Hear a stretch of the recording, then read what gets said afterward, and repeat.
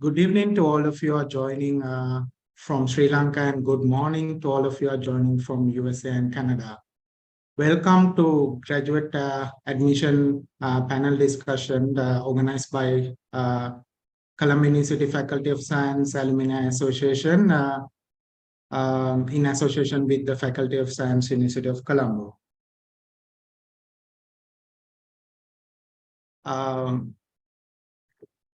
First of all, this panel discussion will be moderated by myself and Wasundara Fernando.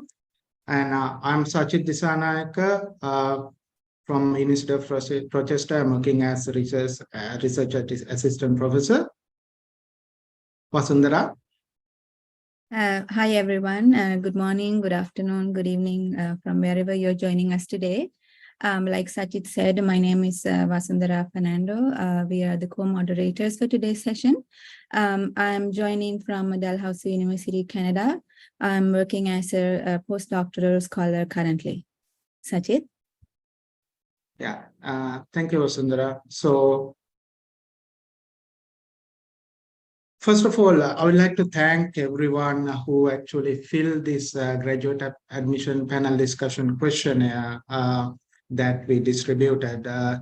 We have received more than 255 responses, which is a very good sign that a lot of you are actually planning to apply for graduate admissions in USA and Canada. So you want to learn something. So that's what we want also.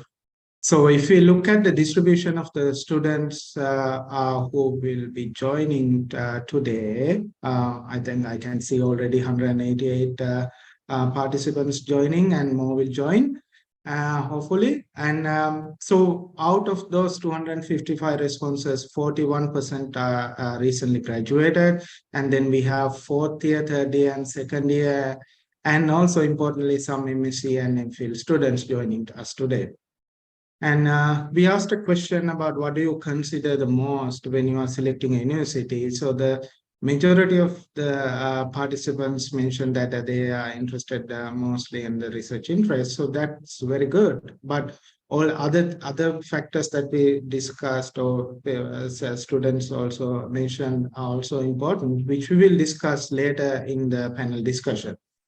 And also there were several other questions that we discussed, and I kind of summarized some of the responses. So by looking at your answers and what you want to discuss, we selected a set number of questions to ask from our expert panelists. So we'll be asking set number of questions from the panelists according to your answers given in the questionnaire. And then we may not be able to cover all the things you asked, but we will give you a Q&A session, which is the most important part, hopefully. And so that they will, you can actually, our panelists will answer your questions. So please type your questions. You don't have to wait until the end of the session also. If you have anything in mind that you feel like it is not covering, or that in a topic that panelists discuss, you have a follow-up question, please type it in the chat window as we go, so then we can compile and be ready to give the question to the panel. All right. Next, let me introduce our expert panelist for this panel discussion. First, let me introduce Dr. Harshica Fernando, Assistant Professor of Chemistry, Prairie A&M University. And next, Dr. Arunika Gunawardena, Professor of Biology at Dalhousie University in Canada. And Dr. Amita Manatunga, Donna Brogan, Professor of Biostatistics at Emory University. Dr. Unil Perera, Regents, Professor of Physics at Georgia State University. And Dr. Kirthi Premadasa, Professor of Mathematics, University of Wisconsin-Platteville. So we kindly welcome all the panelists to this panel discussion. Yeah, so before we jump on to the session today, we would like to hear a few words from our experts. Please take a few minutes and tell us a little bit about your background, research, and also your involvement in graduate studies application process. First, kindly inviting Dr. Harshica Fernando. Dr. Fernando. Good morning. Thank you, Vasu. Good morning and good evening. So I'm Harshica Fernando. Currently, I'm an assistant professor at Prairie A&M University. So I graduated from University of Colombo, majoring in chemistry. I was in the faculty after I joined, did my PhD at the University of Illinois at Chicago, went back and served the university for about 5 years and then came back to US. So I was in research for quite some time, and then about 5 years back, I joined this university. And my research interest, I have a variety of research interests. So I do molecular modeling, work on toxicology, then nanoparticles, environmental pollution, and generating catalyst for various applications. Thank you. Dr. Gunawardena. I'm a professor in the biology department here at Dalhousie University, and my lab studies program cell death or PCD in plants. So PCD in plants plays a significant role in development and defense as in animals. But compared to animal PCD, relatively little is known in this field. So my lab uses the lace plant as a model to investigate the signaling pathways, molecular mechanisms, and genes involved in developmentally regulated PCD. So I'm passionate about my career as a professor and research on program cell death and enjoy mentoring undergraduate and graduate students. I also serve on the graduate admissions and scholarship committee. And I'm so happy to see so many of our Sri Lankan children are interested in graduate studies. Yes, graduate school is so much fun, and look forward to answering your questions. Thank you, Dr. Gunawardena. Dr. Manatunga. Yes, thank you for the invitation, and thank you for CUFSAA and the organizing committee. And I am Amita Manatunga, professor of biostatistics, Department of Biostatistics and Bioinformatics at the Rollins School of Public Health, Emory University, Atlanta, Georgia. I graduated from University of Colombo with a general degree in physics, pure mathematics, and applied mathematics. And then later I came to the US and obtained a master's degree from Purdue University in Indiana. And later I joined the PhD program in the Department of Statistics at the University of Rochester. I obtained my PhD degree there, and later I served in the Indiana Medical Center, and then ultimately joining Emory. So my research interests are focused on developments of new statistical and computational methods and data science to address novel scientific questions in biomedical and clinical studies, particularly in the areas of mental health, nuclear medicine, cardiology, and epidemiology. I do have PhD students in biostatistics and the postdocs, and also I supervise master students in biostatistics.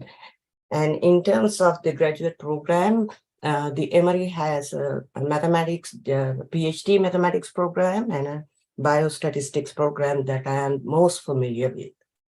Thank you. Thank you, Dr. Manatunga. And then we have Dr. Unil Perera. Dr. Perera. Thank you, Vasu. And also I want to thank the organizing committee, starting from Sachith and everybody, to do something like this, which will benefit a lot of people.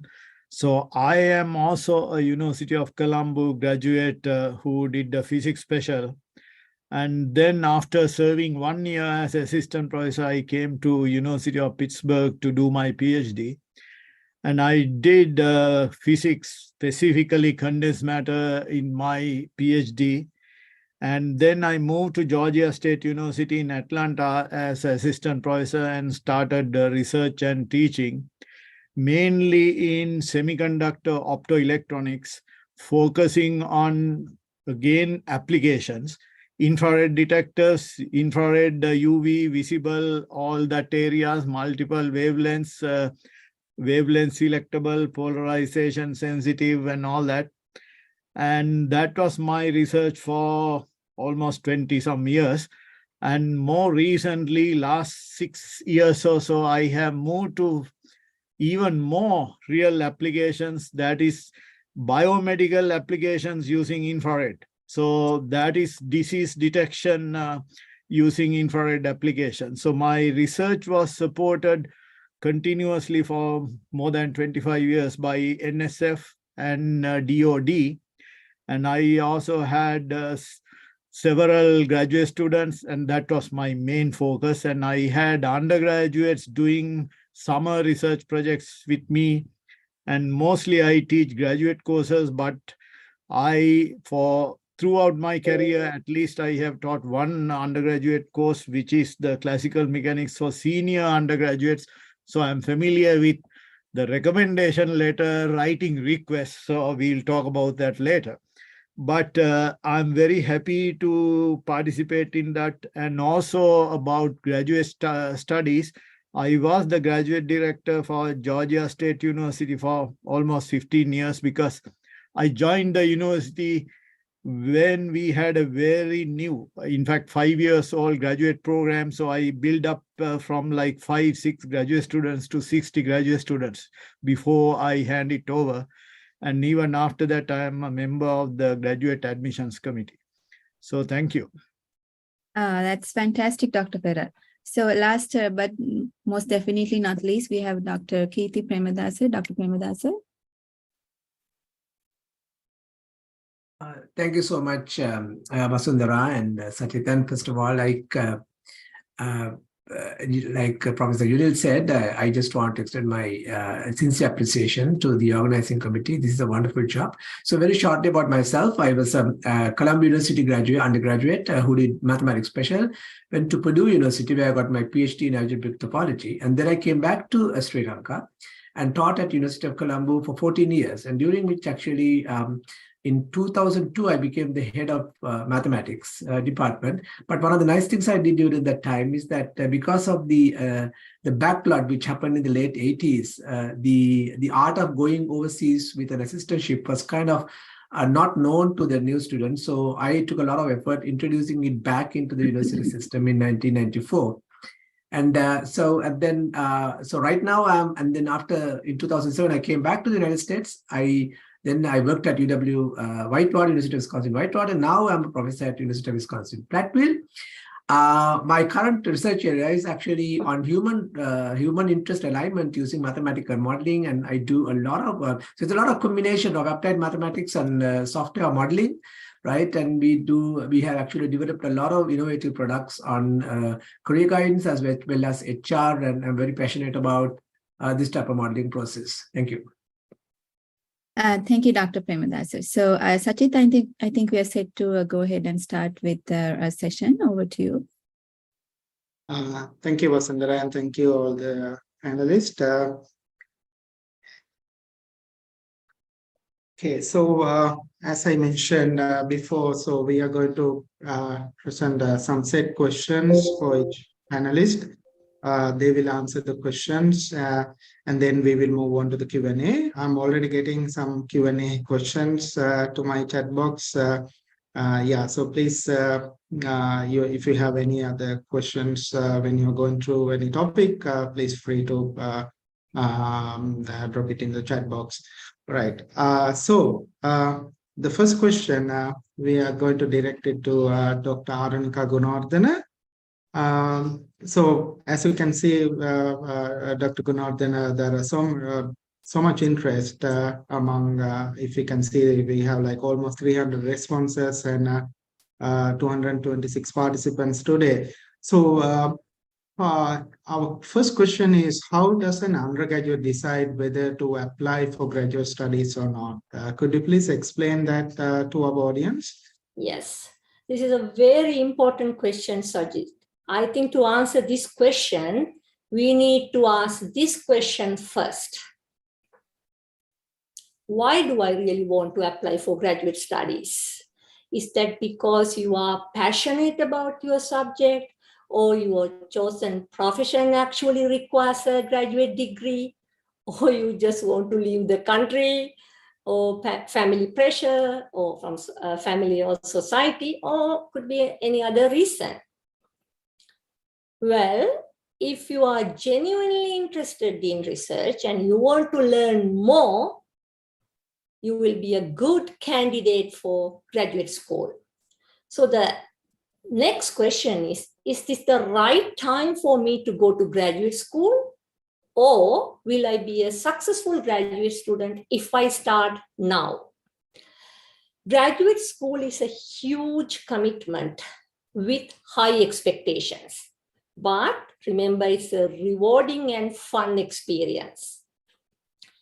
I recommend that anyone who wishes to apply for graduate school should consider these qualities and skills in addition to graduate studies requirements. Am I enthusiastic and committed to my research? Because graduate school is not just 9-to-5 job. You need to spend long hours in the lab. And also graduate school requires self-direction. So am I motivated and self-disciplined? Am I good at critical thinking and creativity and communication? Because sometimes your experiments not go correct right away. So you may need to do a lot of troubleshooting. So you have to critically think and evaluate. Or do I have a strong work ethic?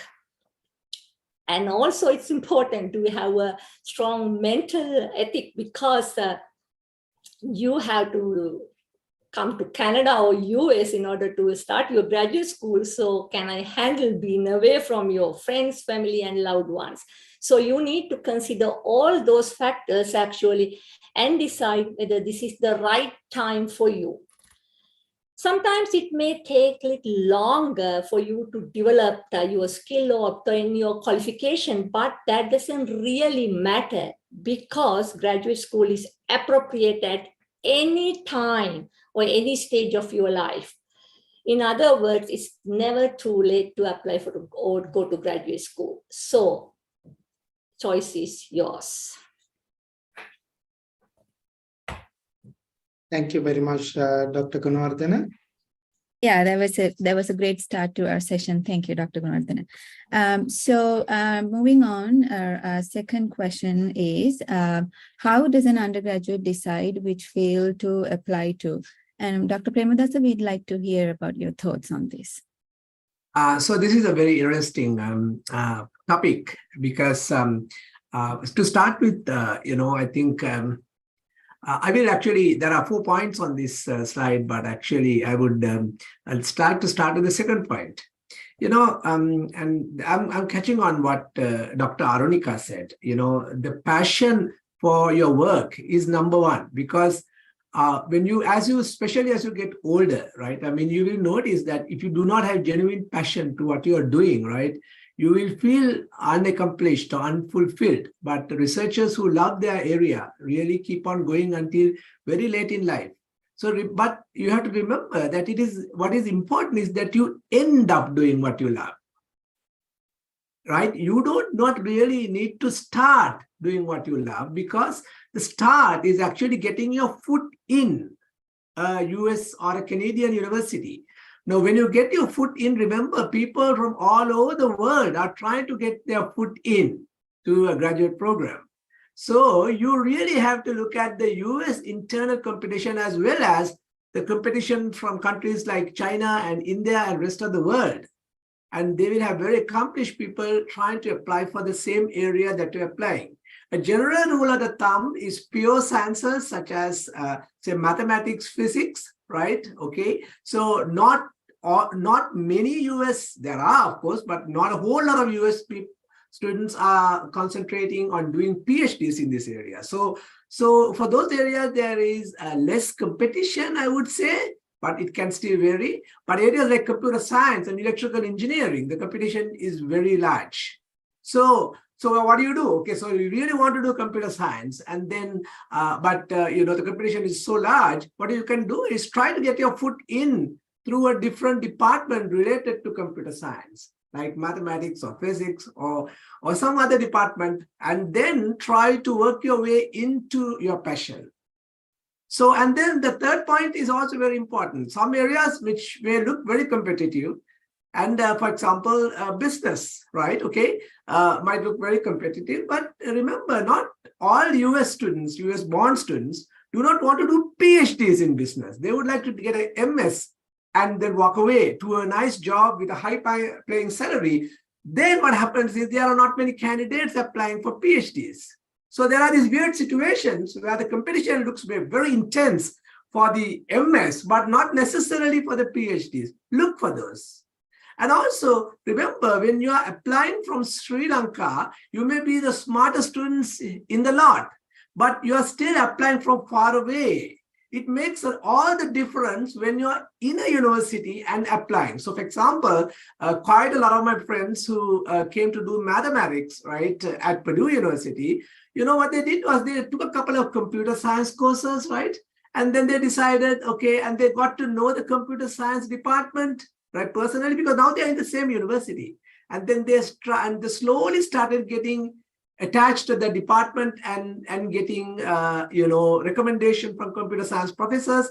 And then eventually they moved into the program. So try to please look at the US internal competition and the worldwide competition before applying. And remember, what is important is to end up doing what you like. You don't have to really start doing what you like. Life is short, but it is not that short. You have plenty of time actually to work your way into doing what you like. Thank you.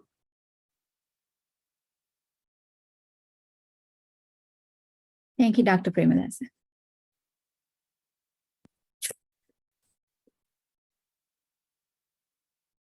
Sachith?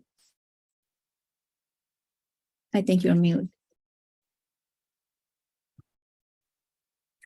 Okay, thank you. Let's move on to the next question. This will be directed to Dr. Unil Perera. There is a lot of questions actually. Even now I got a question like, can I apply when I'm finishing my degree, still finishing my degree? So if we consider undergraduate who's either finishing or they're already done or they are doing their MSc, what do you think the best time to apply for graduate studies? Their best time, or should they apply at the end of the third year, fourth year, or after graduation? Can you mention a little bit more about that? Thank you, Sachith. So maybe I will start with both comments made by Arunika and Kirthi. They mentioned that the commitment and how dedicated you are for your PhD is important.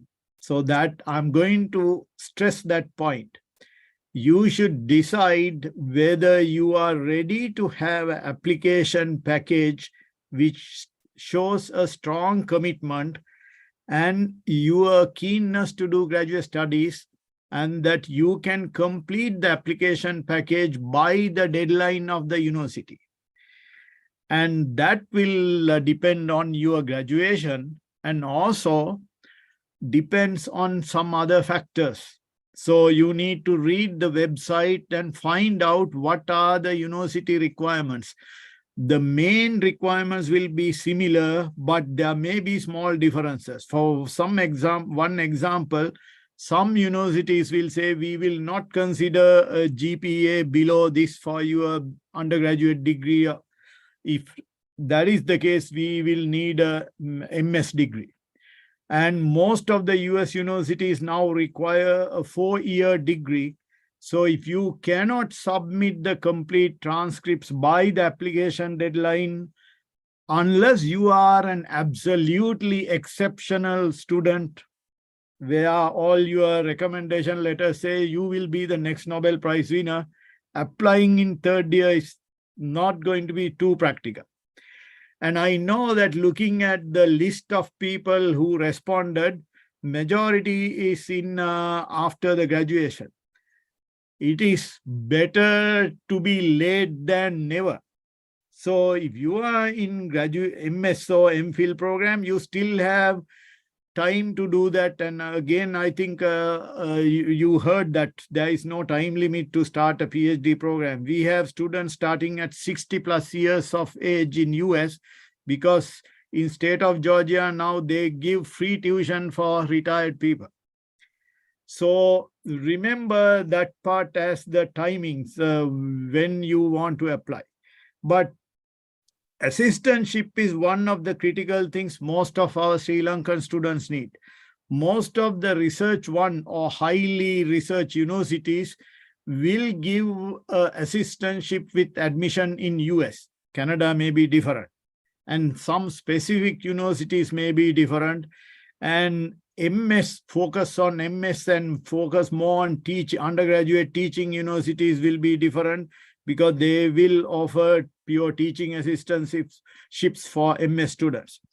But these assistantships for fall applications, with the deadline of December to February or early March, will be the ones where those universities try to fill with all the good students.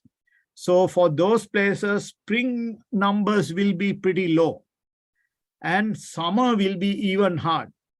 And if it is summer applications, it will have to be a research type appointment, research assistantship, which will come from the research advisor. And research advisor needs to push for that and get it done in most of the universities, especially at Georgia State. That is what happens. But you can do that. But you should not push for that upfront unless you get a positive response from the university. And if you start in the spring in a research-heavy university, there is another disadvantage to you. You may be the best student in your group of people in your university, but you are competing with the top people from all over the world in your graduate course. And in the graduate research-heavy programs, when we get all the graduate students, we offer the first graduate course, let's say quantum mechanics or some other basic introductory type course, the very first semester, which is the fall. If you come in the spring, the rest of the class have gone through that first course and they are familiar with the notations here and how they do things. The whole syllabus which will go through 1 month will be covered in 1 week. And you need to get used to that. So you will be at a disadvantage if you start in the spring. And then again, another thing is most of the universities have graduate admissions, graduate schools or admissions office. Now all the applications are online. So you submit the application online and it goes to the graduate school or graduate office, and they will not forward that application to the department until the application is complete. So if you don't have transcripts, especially the official transcripts will be needed for the completion, the graduate school will not forward the application to the department. And theoretically, the department will not know that you have even applied. Again, this is not to say that they will not look at. Each university, each department will be different based on how active the graduate director is. I used to do this. I used to call the graduate office and tell them, send me the list of all the applicants. Then they say, no, we'll send it to you when it is complete. I say, no, I want to see the whole thing. We will worry about that later. Then they send it to me, then I go through that. That is a lot of work. If the graduate director wants that, they can do that. We still do that. And then we go through the applications, and if the transcripts, recommendation letters and everything else is pretty good, and the application is not complete because the fee is not paid, then we send an email to the student saying, your application looks very strong. We cannot promise you admission, but we have a very high thinking that you might get a chance to get in if you complete the application. So now I'm getting to what you need to apply. So as I'm talking about that, transcripts will be the main thing. And in addition to the application, because when you submit the online application, that will ask you to upload or send other documents. And the transcripts will measure how you have performed over 4 years of time. So what is your effort, how your focus, all that is demonstrated in the transcript, not just one day, one morning or one afternoon effort. And now GRE requirements are going down. The most universities are saying it is not required. I'll get to that in a minute. So that means transcript becomes even more important. And if you are applying to a university which is familiar with your program, that means you had several of your former students working at that university, then that faculty knows how is your training is. So they will be very keen on looking at the transcript and maybe sometime even compare that. And that is a critical factor of the transcript. And if you are applying after a MS or during the MS, and if you say in the application you are doing MS, the university will want to see the official MS transcript too. In fact, this happens this last year. One of the students said that on the MS program going to finish in July. So the university hold on to the application without saying complete, and we could not give the offer until the University of Colombo sent the transcript for MS, which we had to plead with the university and talk to the dean and all that, and got that transcript done on special request earlier than what they usually do. And recommendation letters. And I have a separate question on recommendation letters, so I will go into more details. But main point I want to mention in this one is you need to help the faculty member to write the best letter, best accurate letter possible for you. That is the important part. You cannot expect the professor to spend all the time in the world and find all the important points and find what is the deadline and all that and work on that and send the letter. So it depends on how much effort you put on that. So we'll discuss that later. And fees, although fees may not be something very happy for you to see, that it is an important factor, because the graduate admissions office, especially for state schools, the department has no say in the fees. Earlier days, we could waive the fees. Now sending an email asking for a fee waiver is not going to get anywhere. So without the fees, you will not get the application marked as complete. In fact, unless you are very rich or you have a very rich uncle or aunt or somebody, maybe some other options might be consider some of your friends who came here before, and or maybe talk to your graduate director whether he wants to look at your application unofficially and tell you. So that is the issue about the fees. Usually it ranges from 50 to 100 and mostly around 100 now, $100. And statement of purpose is another important thing, and I'm not going to talk about that because Dr. Premadasa will talk about that. Again, that needs to give the impression of your commitment and dedication to research work. So some other things, again, in the letters and statement of purpose, you might think that these things are important based on your thinking. But always remember throughout the application, what is important is not what you think is important. Look at the point of view from the person who is reading your application, among other things, and see how they would think, why is this important? So that is the main part. And CV or biography. And that can have your publications, patents, voluntary work, extracurricular activities, sports, all that. But you need to have a balance. If you have a lot of all these activities, but your transcript is weak, then the person who is reading is going to think that, oh, you are not focused on studies, you are focused on something else. So when you list things, you need to try to give the impression, why is this important for your graduate studies? If it is, let's say, if it is something like working in a group, that is important because as you become a senior student, you will be working with the other people throughout and also help juniors. So something like that, helping others, is important. And showing commitment and how overcoming problems, those things are, so that is something you need to think about when you are writing your CV or statement of purpose. And even if the university does not ask you to submit a CV because they get all the information in other places, you will need that possibly to get the recommendation letter, which I will talk to you in later. So if you have specific questions on what I said, you can ask that later.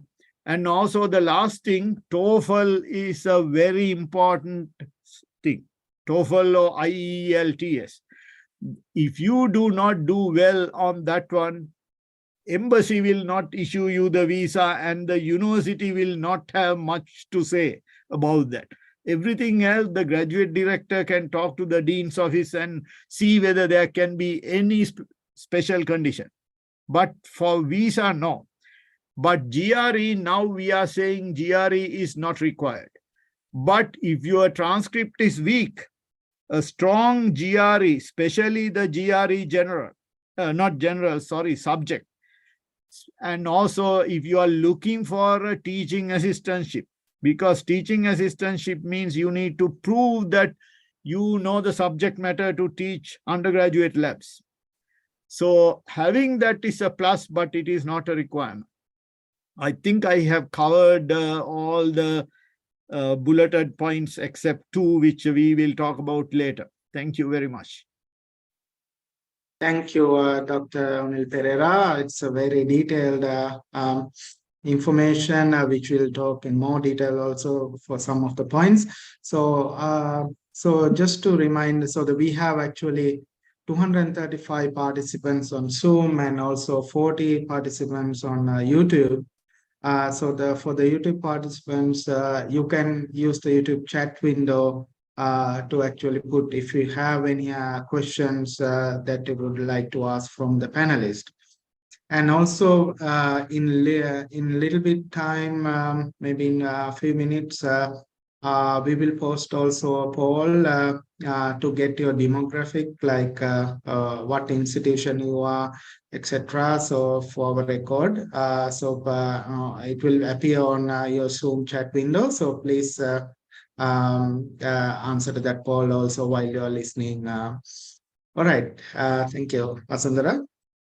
Yeah, a huge thank to our previous speaker. That was very informative. So we have another question now directed to Dr. Manatunga. How does a student decide on a university once you have all the documents that Dr. Perera suggested? And how many universities should a student apply to? And should they apply to a wide distribution of universities, different ranking, different reputations? What are your thoughts on that, Dr. Manatunga?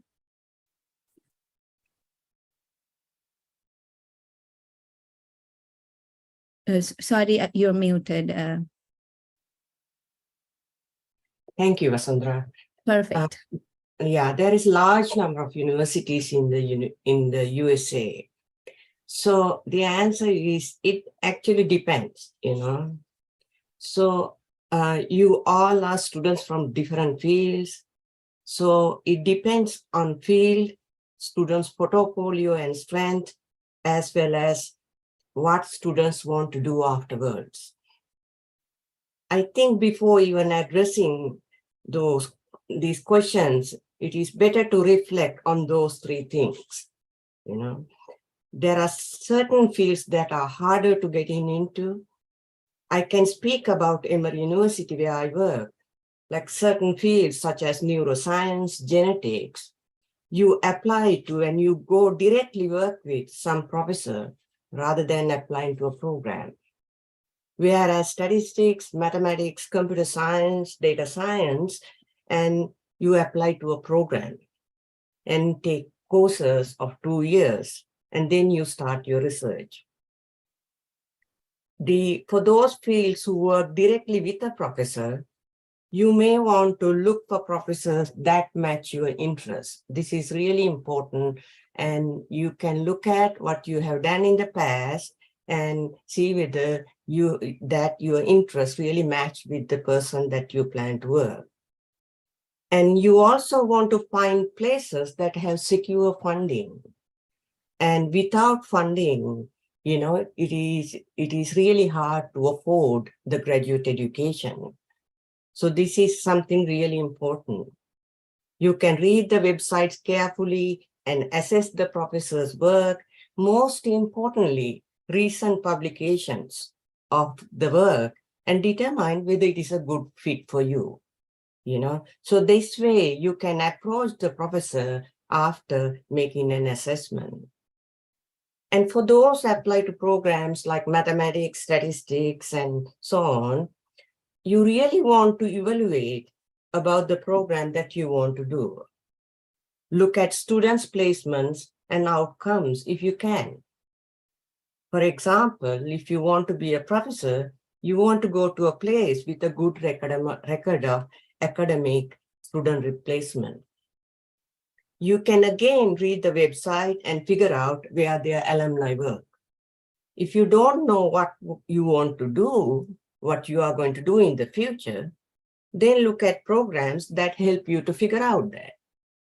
Meaning a wide range of placement, like in academia, government, and companies. As you know, the university admission is very, very competitive. So finding universities that you want to apply is a difficult task. So you actually never know where you end up. So first evaluate your record of strength. Look for places where you fit better with your strength. One way of doing this is to do some research about universities, meaning look at the type of the research and type of the students and research assistants in those programs. Are there Sri Lankans or Indian students in those programs? Where did they graduate from? And what are their level of achievements? What type of research are they conducting? You may want to even contact Sri Lankan students and ask about the program. And read blogs and ask questions from graduate students. Like any other social media, you may want to make wise decisions based on those blogs. So this way, you can make a preliminary assessment of your chance of getting a fair admissions to certain universities. So in terms of applying, I would say consider a wide range, like a good program to outstanding programs. And depending on your strength and your record, you may determine the range of schools that you have a fair chance of getting into. Don't apply into only high-ranking students. You may not get in, and also some of these universities may not even heard of Sri Lanka. So don't limit yourself only applying to the very high top-ranking universities, and unless you only want to go only those universities, And so consider a wide, decent range, easy to hard based on your assessment. And traditionally, I would say apply to 8 to 10 schools if possible. Of course, this depends on your financial situation. Thank you. Thank you, Dr. Manatunga.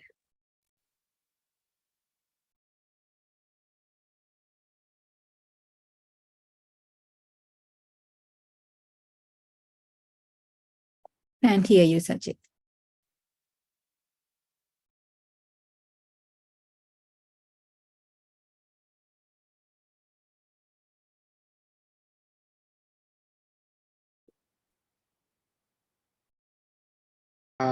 Sorry about that. Computer is giving trouble. So, okay. So let's move on to the next question. This question is directed to Dr. Harshica Fernando. So we have, I have personally got questions like my GPA is like marginal to the requirement. So do I have a chance of applying to graduate studies?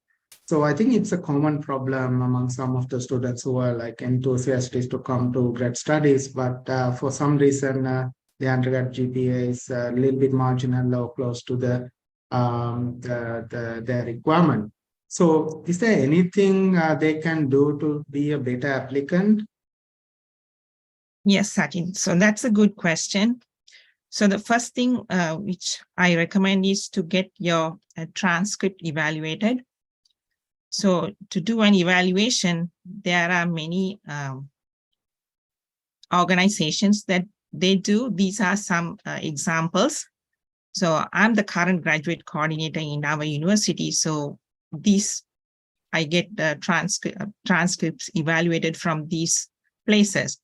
But again, you have to check the university website, because some universities have their own organization. They say you have to get the transcript evaluated through this institution. So check the website, but the message is get the transcript evaluated. The reason being, when the evaluation is done, this may boost your GPA than what you see currently. And when we talk about the GPA, there are two types of GPA that we look at. One is the overall GPA, and the other one is the last 60 credit hour GPA. So most of the time, the last 60 credit hour GPA is you have done work based on your major. So sometimes the lower GPA may have come from like 1 or 2 courses you did in your first year or second year. So once the transcript is evaluated and you have a better GPA in the last 60 credit hours, that will help like the evaluators to see this student is a good student. I'm sorry. So check different universities. Like the previous panelists mentioned about this. There are US and Canada have many different universities and their GPA requirements are different. So you don't have to apply for a PhD program directly. As Dr. Premadasa mentioned, the key is to get your foot in. So to get your foot in, MS is fine.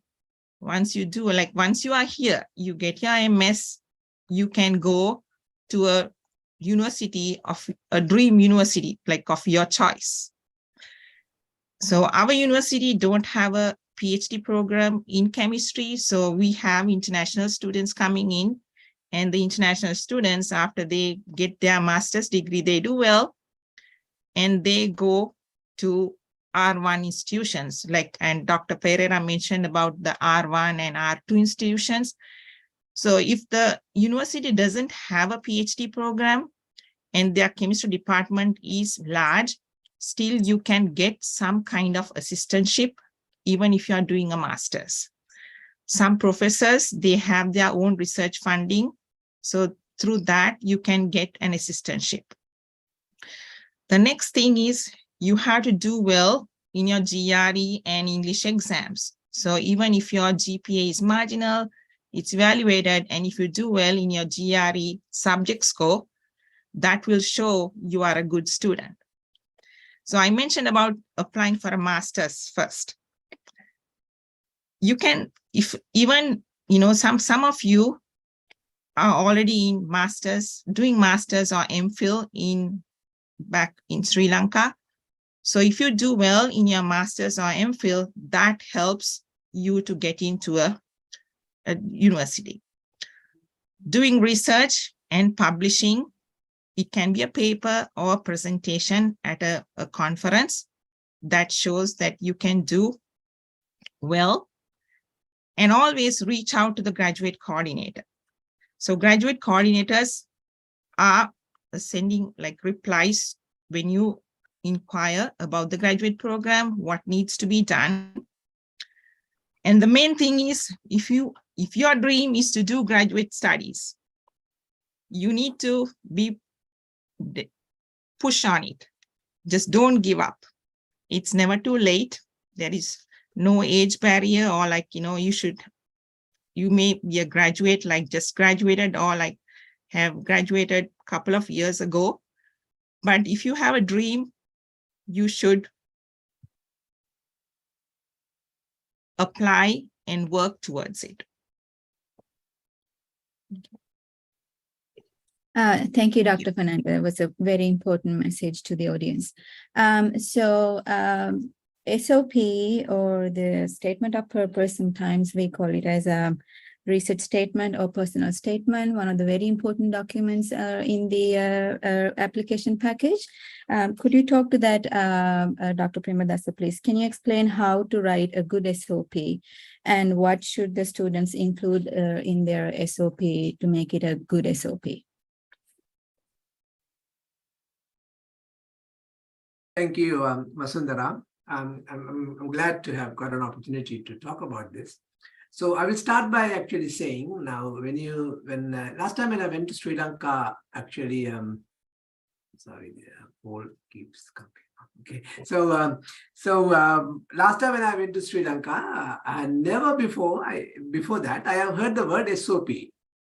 And the people are saying that, okay, what about the SOP? What about the SOP? How do, is that important? It's almost, it kind of made me sound like SOP is a piece of paper that can be written, like that can be shared, or, very simply, right? SOP, why not use ChatGPT to write my SOP, a research purpose, right? I mean, that's what some of you must be thinking. Well, I hope not, right? Must be thinking right now. The thing is, people in the United States also now know that students might try to use GPT to write their SOPs. And that is all wrong, my friends. That is all wrong. If I look at my life, there are two decisions that I took which actually made a huge change in my life. First was finding a partner in life. Second was actually selecting your future area of study and research. Right? Okay, those are the two things which made a lasting impact across 6 decades of my life. Now, what is the statement of purpose? The statement of purpose is like your story. It is your story. Now, I will tell you something which I wrote in my statement of purpose. I decided to do mathematics, right? But I started mathematical thinking at a very young age. So that is where you should start. Go back to your childhood and mention where the passion began. And I will tell you, it is very important to customize it. Because if you don't customize it, there's a good chance people might think that this was written by ChatGPT. So how did I customize this? Well, at that time, there was no AI, nothing. But I actually started my mathematical passion when my grandmother used to read this newspaper called Budusarana. I don't know if they're still there. And they had a crossword puzzle. And she had difficulty filling the crossword puzzle. And I helped her, not with the subject, but the strategy as to how to fill in the various rows and columns. And then I actually started doing Terevili, the riddles. And I was very good at it. And I like doing them. And then I do these little logic problems like crossing the river. And soon, it became to me that I actually like solving problems. And that is where it started. So when I actually mentioned some of those in my research statement. And what that did was it actually customized the statement. Because nobody in the world knows about how I started my mathematical thinking. Right? I mean, it is customized to my home, my grandparents. So customize it. And then I wrote about how, the advanced level examination and how difficult it is. And I put numbers. So many people do the advanced level examination And then so many of these people actually get past the examination, and out of that, so many, only a few get selected to the University of Colombo Faculty of Science. And even from that, a very small margin gets selected to do mathematics special. So actually I wrote it like that. It looks very, and then, to be frank, after I wrote this, I kind of looked at it and said, wow, this is so incredible. Am I that good? No, not really, but that is impressive. So if you want to impress the panel, write about your achievement without any false modesty. And then I would like to, and then what I did was going from there, right? I would like to mention how you actually nurtured your interest. So if you did an undergraduate project in your area, like in chemistry and biology, in physics, or even in mathematics, there are undergraduate research projects which are available. So if you did those, that would be a good chance to show that you actually continued with your passion. You're continuing. It is not something which started 2 years back. It came from your childhood all the way. So mention any undergraduate research projects you have done. If you have not done any, ask a professor or a teacher to give you a topic to work on. And you can say that I am actually currently working on this project. You don't need to have a publication or anything like that. And here's number 4. So one of my students at University of Colombo, when he was applying for graduate studies, they said something about his English knowledge is not up to par to get an assistantship. So, what he did was, it's kind of interesting. He went across the university to the English department at the Faculty of Arts, and he asked the English department head, can you come and look at my teaching and give me a report, right? And it was so, but you can imagine the courage he had to do that, right? And the innovativeness. And the English department head said, okay, I'll come. And she actually came to the other side and stood in his math class and actually watched him teach and gave a report. So those are really important, because eventually, especially for, of course, for PhD programs like mathematics, you will end up being a teaching assistant at least at the beginning. So they are looking for good teachers, because otherwise the students complain, and it's chaotic when students complain. Okay, so try to put some of that. And then, hey, you know what? And this is something I'm grateful to Dr. Unil for saying that.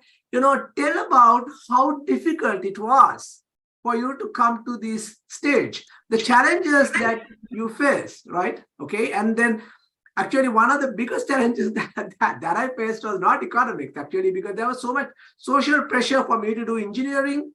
So actually I selected to do mathematics, right? You can mention that. I was so, and then if you're coming from a village school, right, you can talk about how difficult it was to learn the subject in the village school. There was not enough equipment, there was not enough computers. And then you can talk about the recent electricity problem, that there were electricity cuts in my house almost daily, and it was impossible for me to look at a computer. So to mention about economic hardware, and that actually shows a very important quality called resilience, because what happens in a PhD program is that you will be doing a research project, which will look very difficult at the beginning. So if you just, oh, this is so difficult, I'm going to go back and turn away, they don't want you.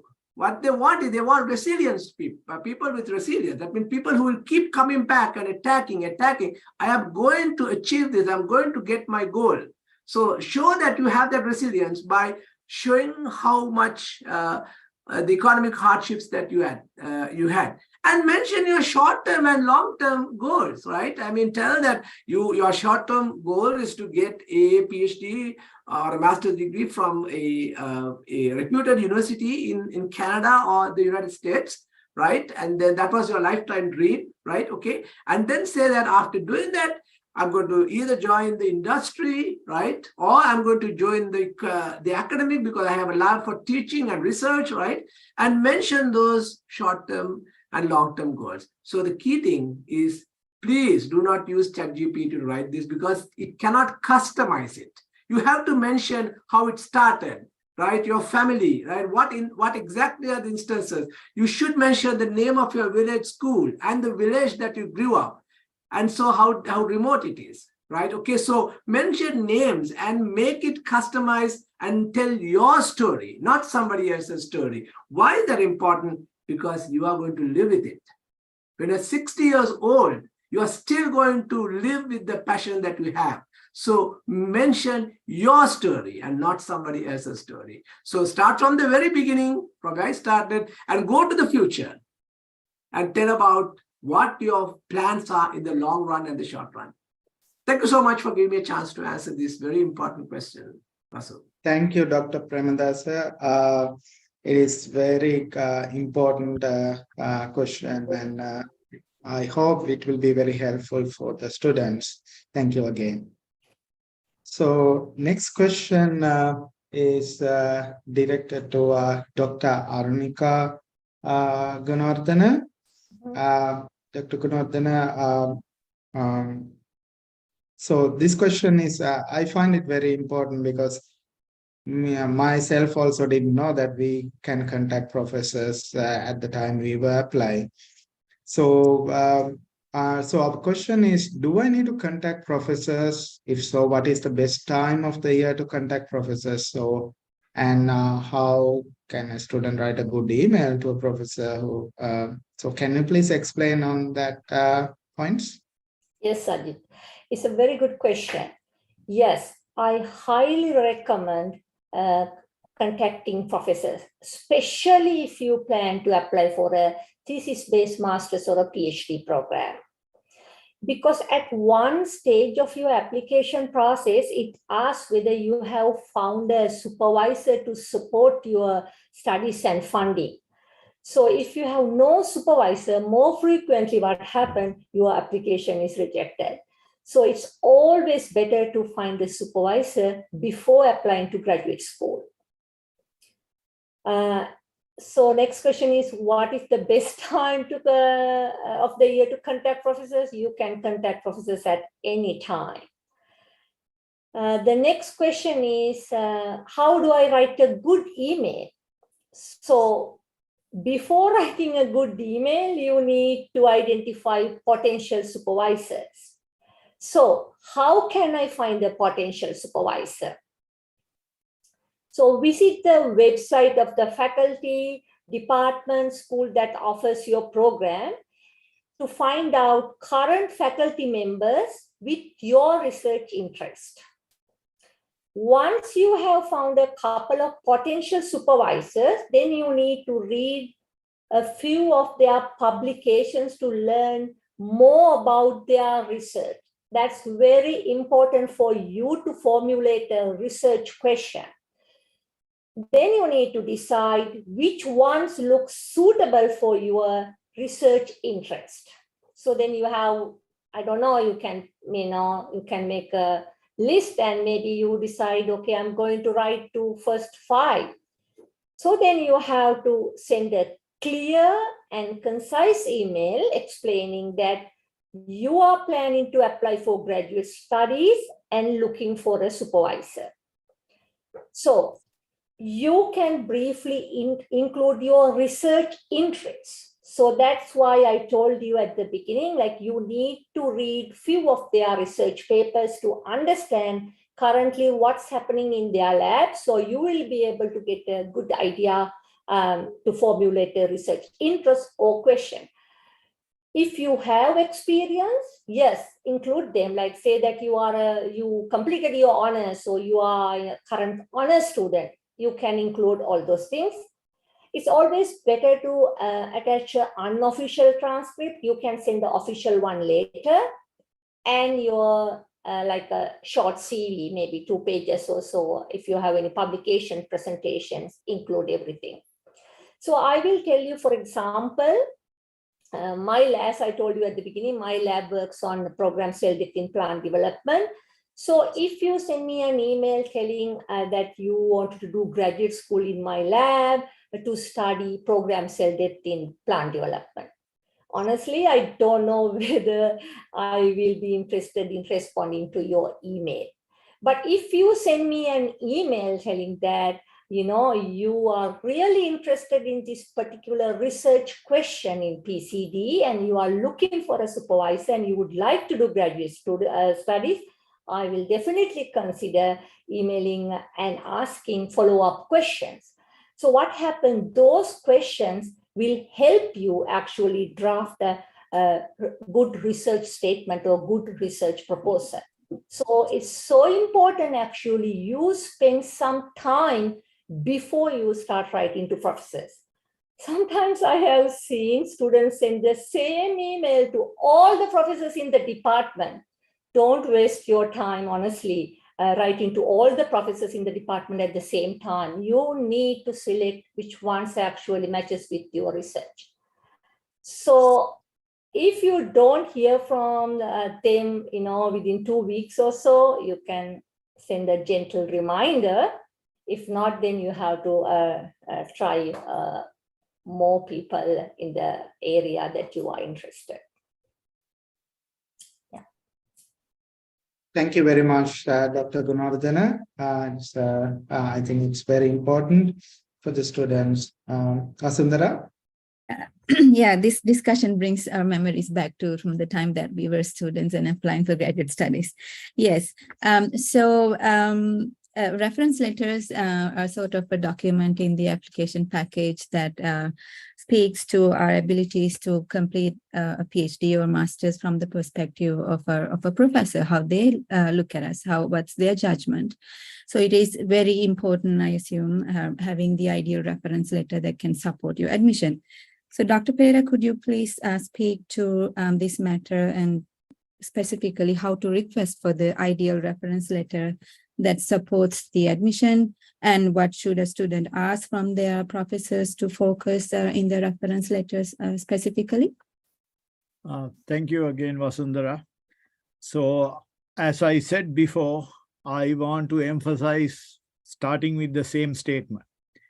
You need to help the person who writes the letter to write the best possible letter for you. You cannot expect the person to spend all the time. Consider yourself, how busy you are. The faculty member will be even busier. He or she has a lot of demands. You will have mostly your studies, assuming that you are not working elsewhere. But the faculty member will have family responsibilities, university, other activities, committees and all that, and then a lot of student questions, all those things. So how do you get to know the faculty member? That will make sure that he or she is going to spend some time on your letter. Get to know the faculty member doesn't mean you have to have chit-chat with about the family or family life or whatever they were doing in the weekend. But you need to focus on your classes, participation in the class when the lecture is there. Don't disturb him during the lecture every time asking questions. Find out from him how he would like to have the questions. Maybe you can raise your hand. If he says yes, you can ask that. If he does not say that, maybe he will later on say, okay, I saw your hand going up. What is your question? Each faculty member will be different. Some may allow you to disturb at any time. Some may want you to wait until he or she finishes some part of the lecture or come to some stop. And be punctual and don't come late to the class. In fact, when I was a student at Colombo, I remember we had Sinhala version of the main lecture in the afternoon in math. I think maybe Professor Premadasa probably know Dr. Atale. One student came half an hour late. He stopped the lecture and asked, so do you think this is your grandmother's tea party? And that was what he said, and asked the student to leave. So I don't think that will happen in most of the time now, but they will not be too happy if you are coming late and submitting homework and all that. Try to talk to your person from the very beginning. I know it will be late for some of you because you are now third year, but it is, as I said before, not too late. Better late than never, emphasizing that same statement again. So third year means you are doing special. So at least get all the people who will be teaching you in special courses to know you well. And so maybe that way, so most of the universities will ask for 3 letters normally, maybe some places will 4. So you need at least 3 letters. If you are applying for 10 places, that means 30 letters. Each person will have to write 10 letters. If you don't help them and if they don't know you, they are going to send the same letter to all 10 places. Now think that you are applying to different places. I will take my area as the example, and it is common for any other area. It can be chemistry or biology or anything. Even if you say molecular biology or neuroscience or something or condensed matter, there are so many different specific research projects under that. So in condensed matter, you can be doing optoelectronics and infrared detectors, or as nanoscience, or specifically quantum materials, or even more specific, saying graphene.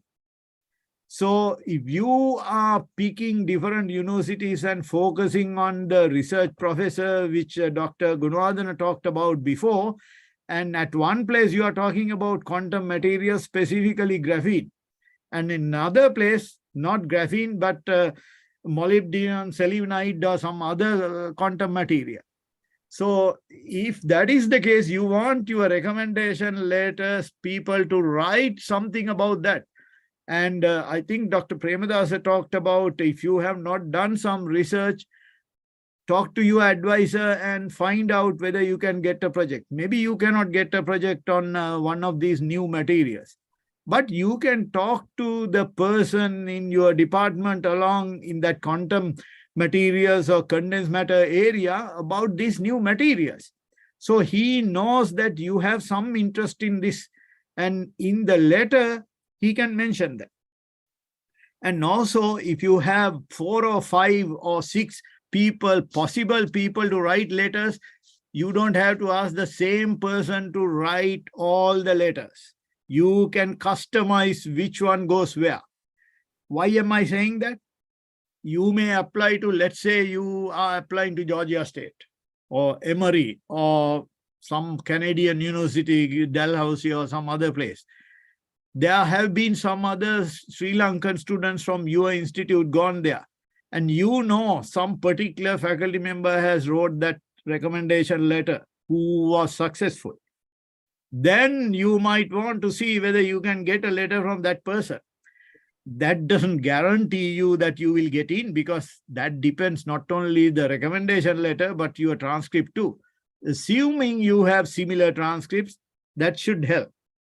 And that is another important thing is to consider.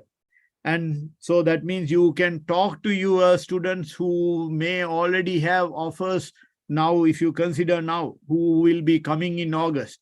So if you are 3rd year students or 4th year students, you will know others who just finished and ready to come. And again, an important thing in the letter is waiving the rights. What does that mean? US is very big on freedom. So the application or recommendation letter say, will you waive the right to see the letter or not? So you can say, no, I don't waive the right to see the letter.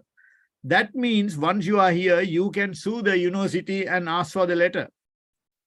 So if that is the case, most of the faculty, when reading the letter, will interpret that as saying, did this person who is writing the letter is free to write really the status of the student? So I'm sure you are not going to sue, or you are not interested in seeing the letter. So it is better for you to say, I will waive the right, although it is not really whatever, according to the ethical standards, you are free to request that, saying you do not waive the right. More than the letters required, that is the question you ask, I think. Uploading the application and the recommendation letter links will have a limited number. If they say 3, it will have 3 places. And usually, if you list the names, they will send, some universities will send the email to the faculty member. So you cannot ask people or give them the link to upload more letters. But let's say you can still do that. Having more letters doesn't mean that you are adding value to that. It might sometimes go against you, saying you do not follow instructions. So even before getting in, you don't follow instructions. What are you going to do once you are in? And now the issue is, what if you have 3 letters where 1 letter is not that great? So let me say in some more details about how you try to make sure you get a better letter. So I told you about cultivating a connection with your faculty members.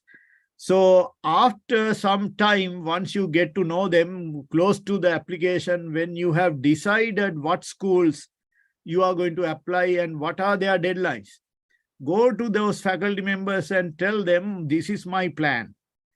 And I'm planning to apply with these deadlines. So they want the letters by this date. I would really appreciate you giving me a recommendation letter. And I'm trying to give you my CV. I can give you a transcript if you want, or remind you the grades I got in your class, and whatever else you want. But I would also like to tell you a little bit about what I think my unique qualities or my problems I overcame, if you really like. What do you think? Do you want something else? And when do you want it? So find out all that information. And when you know that, send them one full PDF file or something, everything in one file. So again, ask them what is the best option. If they want separate Word files, that is fine, because they can cut and paste easily. So what I'm trying to say is, you should not do what you want. You should do what they really like you to do to help them to get to that. And that way you can avoid these mediocre letters. So now for mediocre and good letters, I'll give you 2 examples. As the graduate director, I have seen letters from some places, luckily not from Sri Lanka, where the only difference was the name of the student. Everything was identical. And after a while, then when looking at that, I realized, okay, it is from the same university, same program, let's say physics program, obviously, for me. Then after that, I don't even read that letter from that person, because no point reading that, because it is the same thing if I read one. And we will not penalize the student for that, but you are not getting any benefit out of that letter. We have to worry about something else, transcript or some other letter. But as Dr. Gunawardena mentions, students do the same thing. I get emails, just as she mentioned, I get an email saying, oh, I really like your research area. I read the website, blah, blah, blah, and all that. And sometimes they don't even say what I'm doing, although they say read the website. But sometimes they say, oh, I really like condensed matter applied to real life situations. And then in the admissions committee, I tell the director, oh, this guy, when we discuss some student, this guy sent me an email. And the other faculty member says, oh, we have the same email. So now, if I have some, so I think Dr. Arunika mentioned that. As the graduate director, when I was the graduate director, it was my duty to respond to all the emails.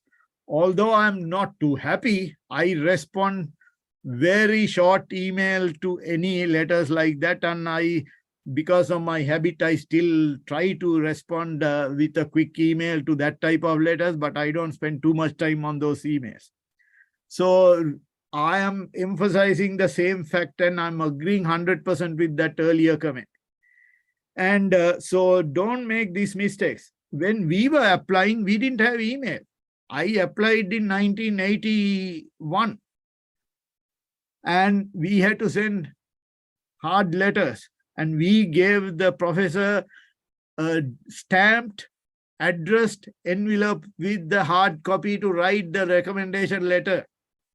And you will not be able to see the letter, so you don't know really what they write. So it is important to cultivate the connection So they spent some time to write you a letter.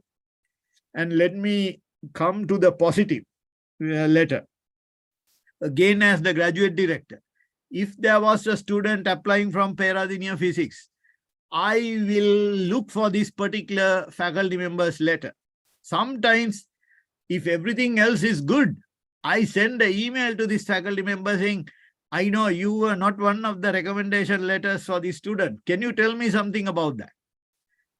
And this person is now retired. So that's why I'm telling you this particular person, because some of you may know. And this person once sent me a recommendation letter for a student who just did a 3-year general degree with a first class. And the university said, no, we cannot admit him. It is a 3-year degree. Ask him to do MS. But this letter was so strong, I went to the dean and justified to the dean that we need to admit him. And I'm happy to say that that student ended up working with me, and now he is a senior scientist in a DOD Research Institute in US and a group leader. And his advisor, who was the science advisor for the whole branch of the DOD, once told me, oh, Unil, you have anybody like this? Send it to me. That is a power of that good letter. But again, you don't know what the letter, whether it is good or not. So that is why that earlier part I said is important.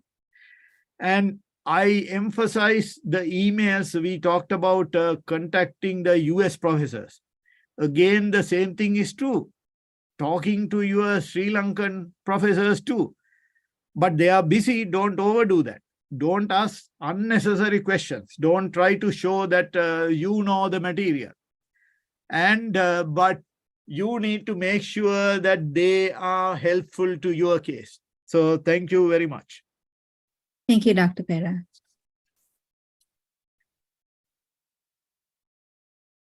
Okay, so next question I'm directing to Dr. Premadasa. Dr. Premadasa, so the question is, do we need to apply for financial assistantship separately? But before giving you the chance to reply, so let me combine that with 3 other questions that we got from the chat window, so we can actually save the time for that. So one person asked, like, she completed she graduated in 2015 with major in IT, applied maths, and currently working as a physics teacher. And she's wondering, she has a chance to he or she has a chance to get a fully funded scholarship to US or Canada. The person is worrying about the age. And also another person asks, okay, we need to write to the supervisor first, but how could I apply for a scholarship? Is it given by a supervisor or university? And also, third question that came related to this is, how do we suggest can we suggest good universities to apply? Probably later we can provide that kind of thing if needed. But again, the person asked how to apply for fully funded scholarship program. So seems like this is a question that need to be answered for a lot of students. So I hope you can answer it well. Thank you. So thank you. So for this, first of all, thank you for those questions. So one thing I kind of got an impression that people use the word scholarship a lot in all these questions, right, Sachith, right? Yes. So maybe perhaps I think I should first explain the model, right, before getting into this these questions. The US and Canadian universities, I'm not very sure about Canadian, but I'm sure Dr. Gunawardena will agree with me. We don't really offer scholarships as per, right? A scholarship is actually, in Sri Lankan terms, it is actually a word. You are giving somebody something to somebody, right? So now grade 5 scholarships and grade 7 scholarships, it's like a free ride that you are giving to somebody. The model here is not like that. The model here is win-win. Okay, so now let me explain to you what the two types of assistantships that we give: teaching assistantships and research assistantships. So a teaching assistantship is something like that. So when you apply to come to the United States through a teaching assistantship, okay, so you make a request to an assistantship from the department. Now, if the department is a service department, what is the service department? Like mathematics, it has a lot of courses for first year and second year students, right? And now remember, it is not economic for the university to hire professors to teach. Like, for example, there are 50 calculus sections, right? So to teach 50 calculus sections, if you hire professors, you have to pay a lot of money. You have to pay at least $6,000 a month, right, to pay for that professor to teach those courses. So instead of doing that, they come up with a win-win situation. What is the win-win situation? They ask you to come in and do the PhD free of charge. And they will tell you, okay, we are going to give you the PhD free, but you need to teach these two courses. And for returning to teach those two courses, we are going to pay you a stipend, which will make you happy, which will be enough money for you to have a comfortable life. So can you see the win-win situation? That is the model. And it doesn't have to be teaching. It can be research. For example, if a professor has a research grant and is looking for a research assistant to work with the professor, then the stipend will be from the research grant. So always it has to be a win for the university as well as a win for you. I think that is the answer to the first question. When you say fully funded, it is very unlikely. I think it is still possible, right? That a university will give you everything free, right? I mean, tuition and their tuition for the PhD, as well as a stipend, as well as cost of living. But it is what the model that is really workable is you get your tuition free and the university gets to hire you at a cheaper salary to teach their undergraduate courses or to do their research. So I think, Sachith, is that a reasonable answer for that question about fully funded? Yeah, that is. But so following up, so the one other student also has a question like, is it necessary to work as a TA or RA in Sri Lanka to eligible for TA RA position while doing MSc, PhD in US or Canada? No, actually, so I think, so the word TA and RA may be not so valid in Sri Lanka. So it can happen either way. Now, when I actually went to USA to do my PhD, I worked as an assistant lecturer in the Department of Mathematics for 1 year. But actually, the people who are in the same batch as me left to do the PhD in the United States straight after their graduation. Right. And so there is no requirement for anybody to work as a TA or RA. However, right, if you have work, use that for your benefit, right, in your statement of purpose to get some added volume to that. There is no strict requirement, but if you have done it, go for it. Add it to the maximum ability. Does that answer that question, Sachith? Yes, that's right. So if I can clarify, so the assistantship, if we give them a little bit more information, that means depending on the university, when they give assistantship, they will cover your total tuition, give the health insurance, right, Professor Premadasa? And you have to be a little careful. I think Dr. Unil mentioned this point very clearly yesterday when we had a little briefing, right?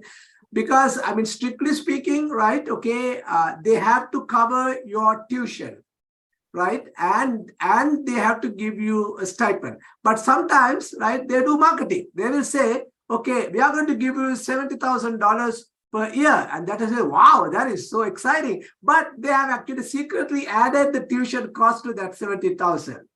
So make sure, so when I was at Purdue, the tuition was free. I was given a stipend for teaching undergraduates, but the health insurance I had to pay.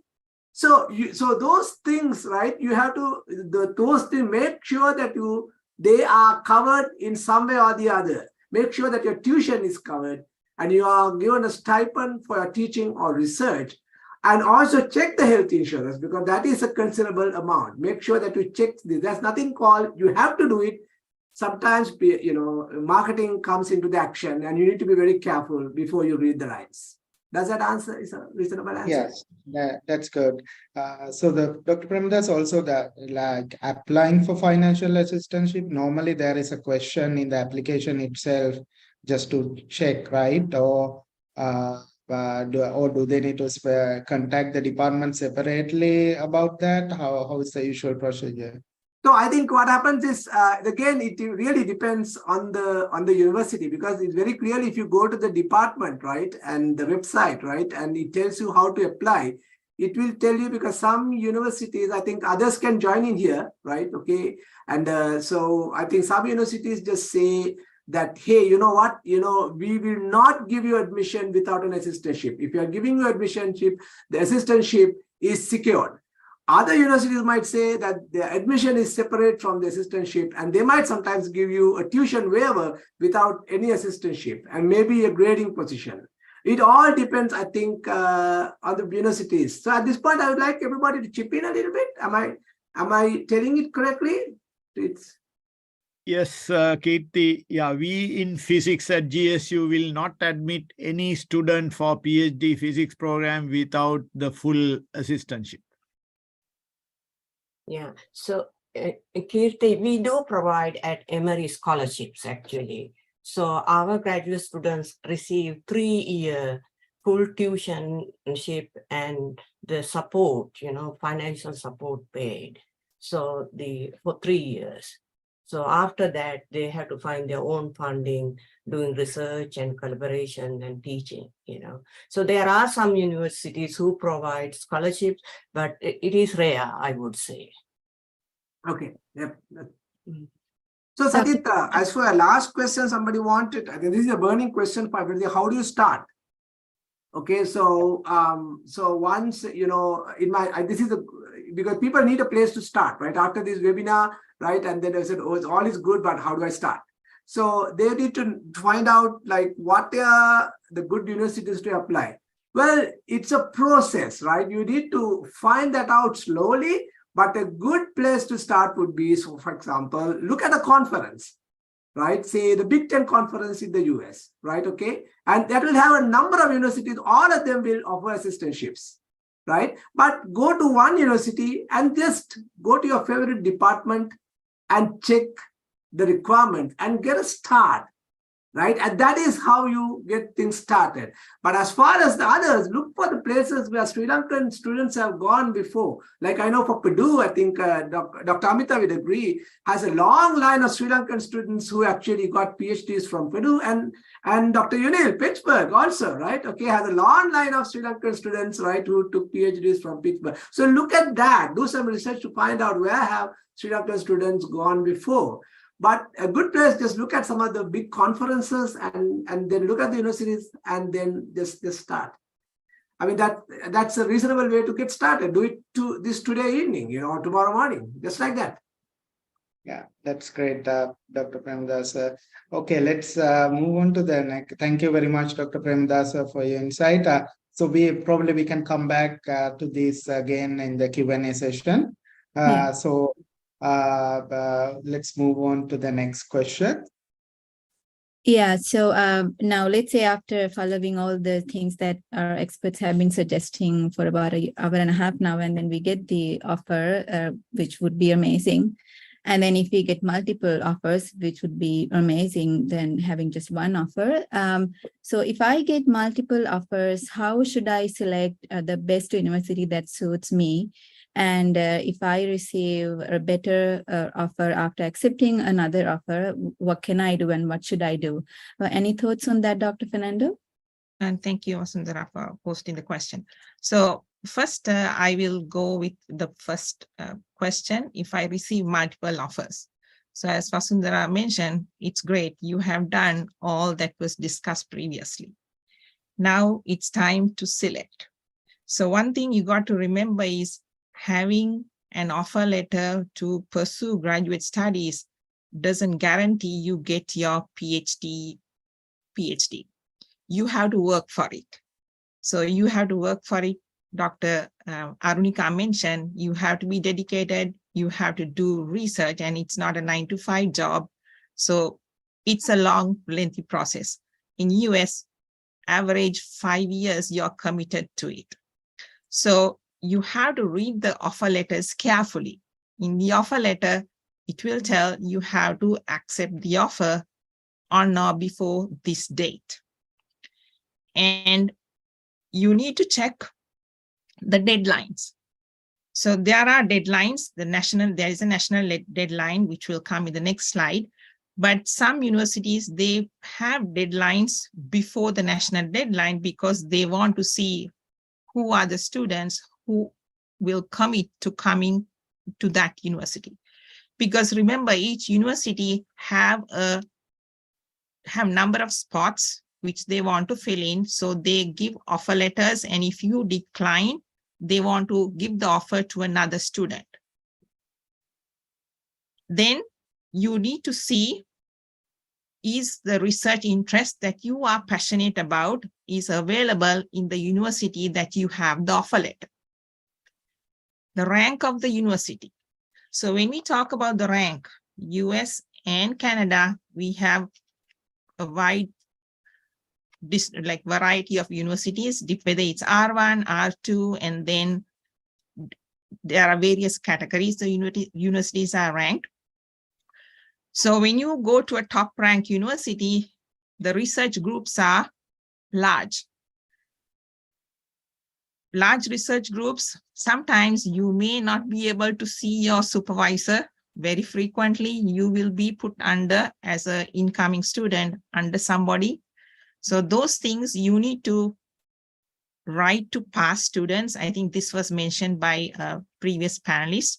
Do research on the university and see how the university or the professor that you like to join operates. Then on that, you need to think about publications, because after you get your degree, the next thing is to do a job, whether it's in industry or academia. How successful is finding a job when you do research in that group? Then the time period. See, some professors say, when you you go talk, okay, my average time is 5 years. I remember when I was a grad student, we had to do rotations. I really liked that professor, but he said, I will pay you, but you need to stay 6 to 7 years. So I was on study leave. I didn't want to spend 6 to 7 years. So I wanted to finish within 5 years. So I didn't I didn't join that group. So you need to check the time, because when you do your PhD, you have to do, in US, you had to do some coursework and then research.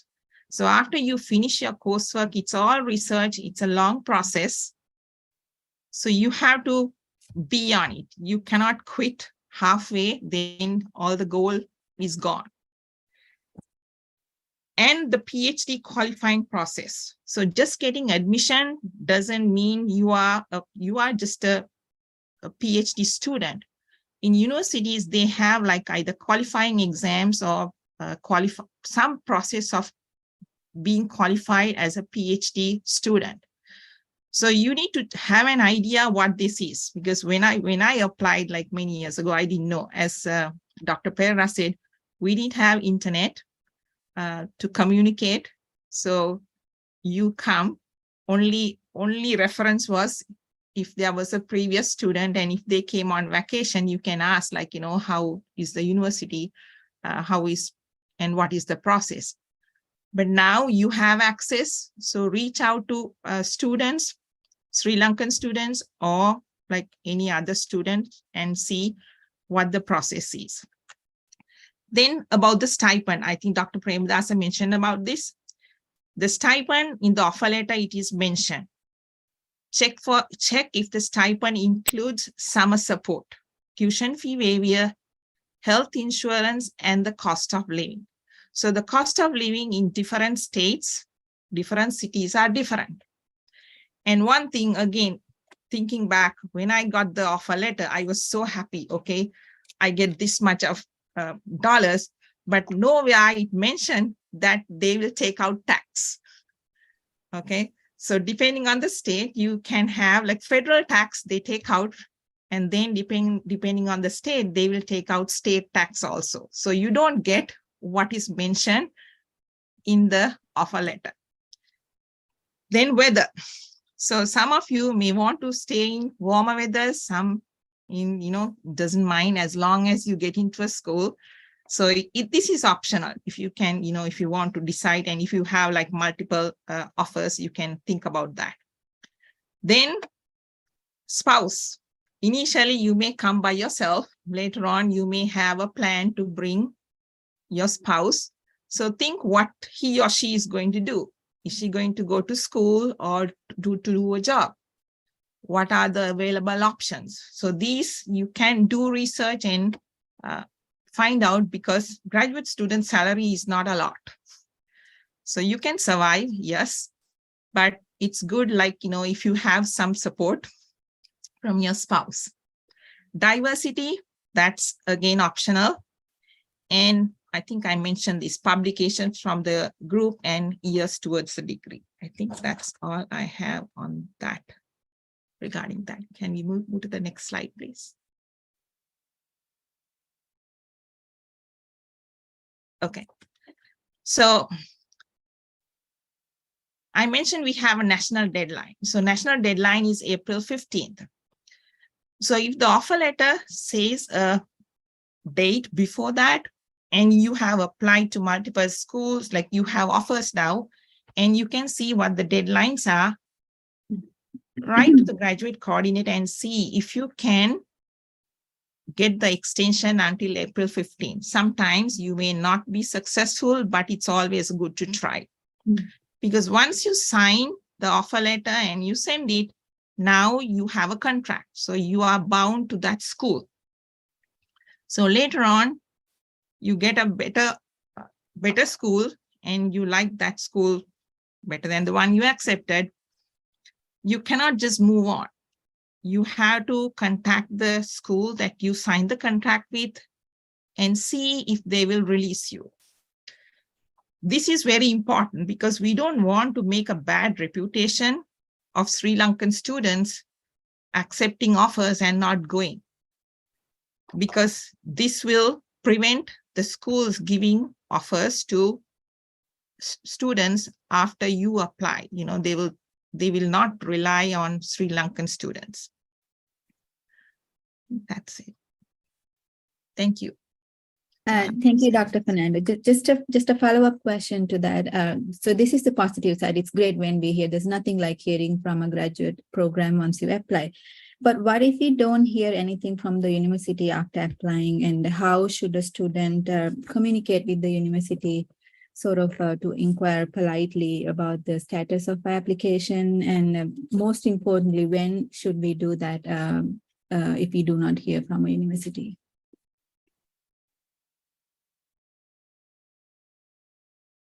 Is that towards me, Wasundara? Hello. Yes, or anyone else. Yeah, so, you can normally graduate coordinators reply.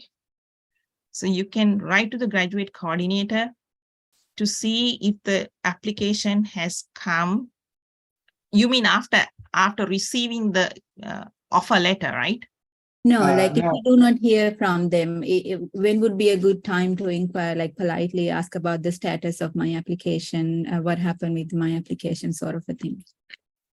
See, normally the admissions, kind of the offer letters go, like some universities do it on a rolling basis. So whenever you get it, they give the offers, but by January, like for fall admissions, January, March, the offer letters are gone. So you can just write and ask either the graduate coordinator or the graduate school. Maybe Dr. Perera will have more insight on that.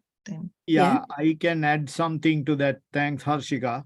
So if you apply to GSU through the GSU online portal, you will have a login which you can access throughout. And the graduate school will update the situation, whether your application is complete. once the application is complete, it will say the graduate director has looked at that and they have a meeting on this date. And that the first letters of offers will be given on this date. So you will not know specifically, if you don't receive the offer letter, you will not know specifically you are getting that offer or not. But if the department has decided that we have rejected these people, you will know that you have been rejected by the department, but that will take another week or two for the graduate school to send the rejection letter. Yeah. So if you don't have the rejection in the website and there is no information, then it is better to check with the graduate director, as Harshica mentioned. Perfect. Thank you, Dr. Perera. Thank you. Thank you, Dr. Fernando and Dr. Perera. Okay, so this will be the last question, the set questions we'll be asking, then we will go through the panel to add any additional thing. And then we will move on to the Q&A. So this question is directed to Dr. Manatunga. And can you tell us about, now we talked about a lot of various things. So can you summarize and give like final thoughts about the elements of a successful graduate admission application? Yeah, thank you, Sachith. Yeah. So first of all, I think you received a lot of information today. So, I mean, there were great slides, you know. I mean, I loved Harshica's slides, you know, although she was talking only about, you know, like how to accept an offer. Some of those informations are very, very useful in terms of doing research about universities. So I want to say that first, you know. So let me first start saying that I really want to first acknowledge that applying to school is hard work, you know. So congratulations on being taking the first step for attending this session. You receive plenty of information that you can start with here today, you know. So make sure you start early, organize well. This is very, very critical. Organize well, and know the rules about the programs that you are applying. You heard from all of us, there are programs and there is diversity across programs. Diversity across programs in terms of funding, in terms of years of funding, and in terms of research, and also in terms of what is expected you to do, whether it is a teaching assistant, whether it is a research assistant, and so on and so forth. So doing your own research is very, very important when you are applying to universities. So remember, you all have passed A-level exam in Sri Lanka. This is one of the hardest exams that I have ever encountered in any other school, so any other education programs. So you work very hard for passing the A-level exam. So why not work hard again? But in this case, you really have to be proactive. You have to do research, your own research, in finding out the best program for you, asking questions, connecting with people, and networking with groups, and so on and so forth. So complete the application before the deadline, as it was mentioned here, and including the transcripts and the recommendation letter. This is your responsibility. And if the application is complete, in many programs, they are not reviewed. In that case, your time, your recommendation, recommender's time, and your money is wasted. So make sure that your application is completed, and then also start the process very, very early. So then the question of a successful application, as you may aware, in general, you have to have a good GPA and GRE scores, and so that certain programs require, and so on. Aside from that, you have heard today, you need a thoughtful SOP, which is realistic. Your SOP should reflect your research interest, possibly also your teaching interest, and your passion, And that is well aligned with the current faculty research in the department that you are applying. There is no point talking about your own passion or research interest if that research is not conducting in that particular university. So in programs like statistics, computer science, data science, you don't have to have a full research proposal, but unless it is specifically requested in many programs, but you can talk about your strength, previous research work, and interest in a more general directions. And also mention that your desire to learn new things and who you are and who you want to be. Your motivation and your drive and your interest is really a critical aspect of completing graduate education. It's not only that they want you to admit you, they also want to make sure that you complete the study. So express properly. And transcripts show your technical skills mostly. So do not repeat the stuff that you have in the transcript unless, in the personal statement, whether you received an A in, pure mathematics is not important in the SOP. It has to be your own story, And as you mentioned, good recommendation letters that mention your research exposure, creativity, and your desire to learn new things, and your drive would be very valuable in assessing your application. I know you don't have much control of that because someone else writing about you. But remember, you can help them. You can provide information to the recommendation, the people who write recommendations letter, so that they can write those things effectively. And remember, they are writing many recommendation letters. If you provide your specific information, that would be helpful for them to write those things in that letter. You may want to highlight those aspects, meaning your creativity and your research exposure to the letter writers so that they can write about you. But you may want to do this in a more tactful manner, because nobody wants to hear that write this letter for me and this is what should be included, So make sure that you approach the faculty in a tactful way. Well-aligned research interest in the SOP, recommendation letters, and that speaks to your strength and would make a very successful application. And again, I think you have taken the first step today in terms of getting the information and narrow down your list of the focus on the program that you want to apply and determine the field, and then do the research by yourself and connect with people in those programs and get the information from the graduate coordinators, get the information from the students, because as you heard today, that there are lots of differences from different programs in terms of the assistantship, in terms of the funding, and in terms of whether it's included health insurance and whatnot, tax and etc.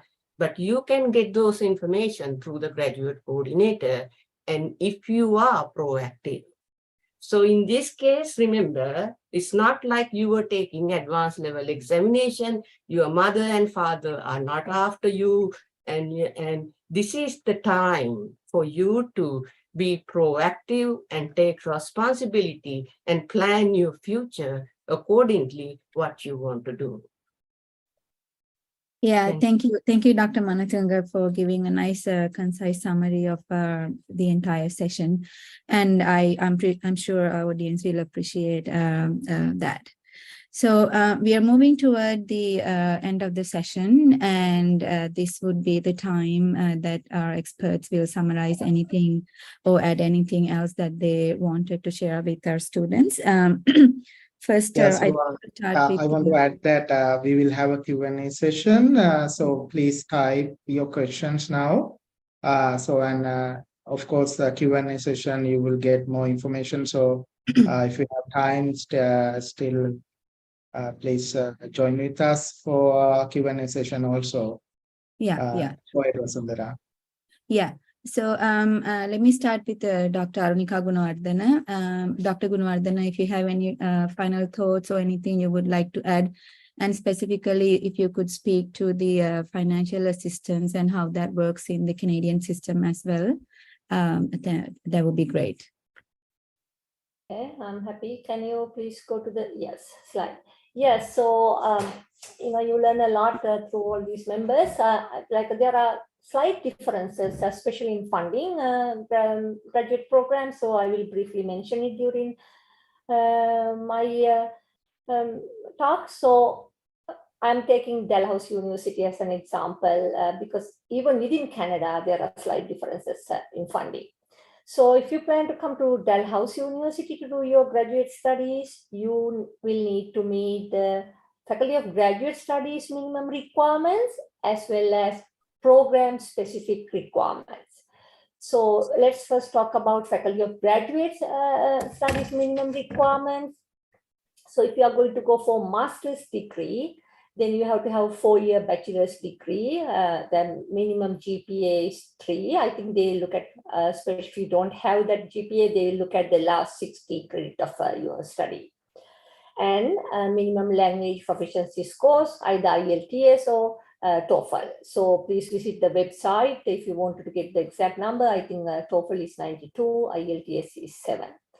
So PhD is also similar, like you need to have thesis-based master's degree or equivalent, and then GPA is 3 again, and then the again TOEFL and TOEFL or IELTS.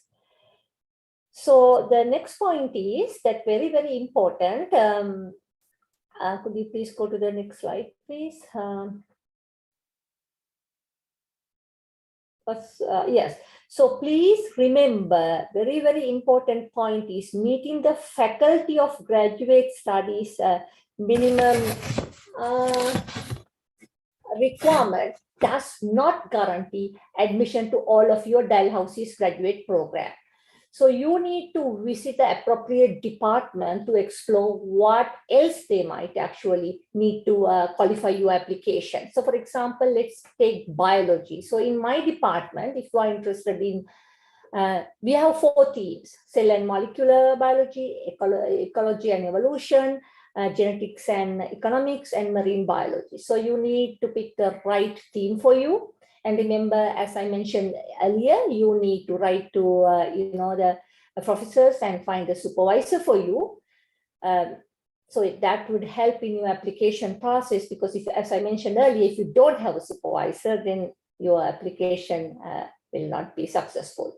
So you complete the application form, and then you meet all the language proficiency score, like scores, and official transcript. That's very, very important. And at least 2 academic references. You heard like really good, comments today, like how to get a good academic reference letter. So at least here we need 2. So I would ask at the beginning at least 4 and make sure that we will get at least 2. So a statement of research interest, that's very, very important. That's why I told you to find a potential supervisor, talk to him or her, and get ideas, and then develop your research statement. So it's similar to SOP, but here in a research statement, you actually, it's a kind of a personal statement too. You can tell your story and tell why you are interested, why you are particularly interested of that research question. So you can write you can actually share with your potential supervisor and get some feedback, and actually then submit the final statement to graduate studies. CV, make sure you include, make your complete CV, even if you are a undergraduate doing honors, and tell a bit about your research, like what's your thesis title, who is your supervisor, and if you have done even presentations in Sri Lanka, include all those things in your CV. and very, very, very important that supervisor has agreed to support your studies and funding. I think this is the place where it's a bit different from US system. In Dalhousie University, we have a couple of ways to support the graduate students. Either you get your stipend through your supervisor from his or her grant, that you will get your monthly stipend. Or if you have a GPA above 3.7, you are eligible for departmental scholarships. That means it's not fully funded, 50%. The other 50% is coming from a supervisor's research grant. In Dalhousie University, it's a bit different from other universities. They can do teaching assistantships, but the money that they get from teaching assistantship is not part of your stipend. It's additional pocket money for you. So it's actually good for students, but not good for the professor, because you have to spend money as well as your time they go and do the teaching work. Anyway, you are required to have minimum of 2 teaching assistantships. So for example, PhD students working in my lab, they do 2 or 3, and then they save their time to do more research. But if you want to do more teaching assistantships, yes, you can get more money, then you have to think about, do I have enough time to do my actual research? And also, if you have 3.7 GPA, 3.7 or above, you are eligible to apply for Nova Scotia graduate scholarships too. Even international students, you are allowed to apply for graduate scholarships, Nova Scotian one. And also INSERC, they give international scholarships, actually like very prestigious scholarships. Say you have a couple of publications or presentations and you have a really high GPA, you have actually good INSERC PhD scholarships. So please remember one thing, please visit the website, because non-Canadians applications generally need to apply earlier than the Canadian applications. So don't miss the deadline. Go to the website, and we have actually 3 starting dates, September, January, and May also. So please make sure you actually check the deadline for international students.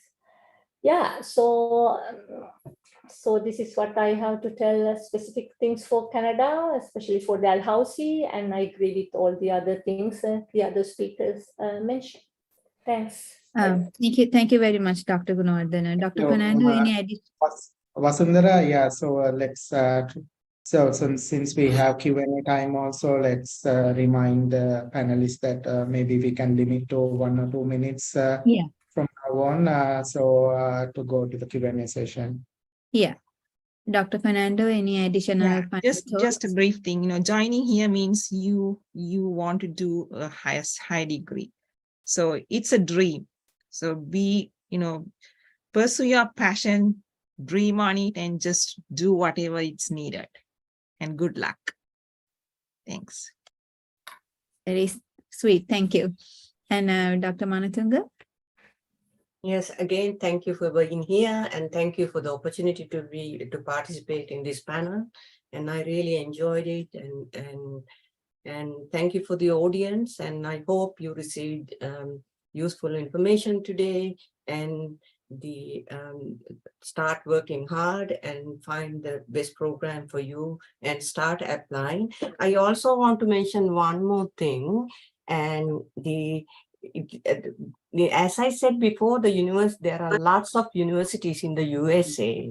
So if your record is not perfect, not stellar, still you can consider in applying to the program. But at the same time, you may want to highlight your strength and find a way to express in SOP and so on and so forth. So don't get discouraged if your record is not stellar. There might be still places that you can apply in US.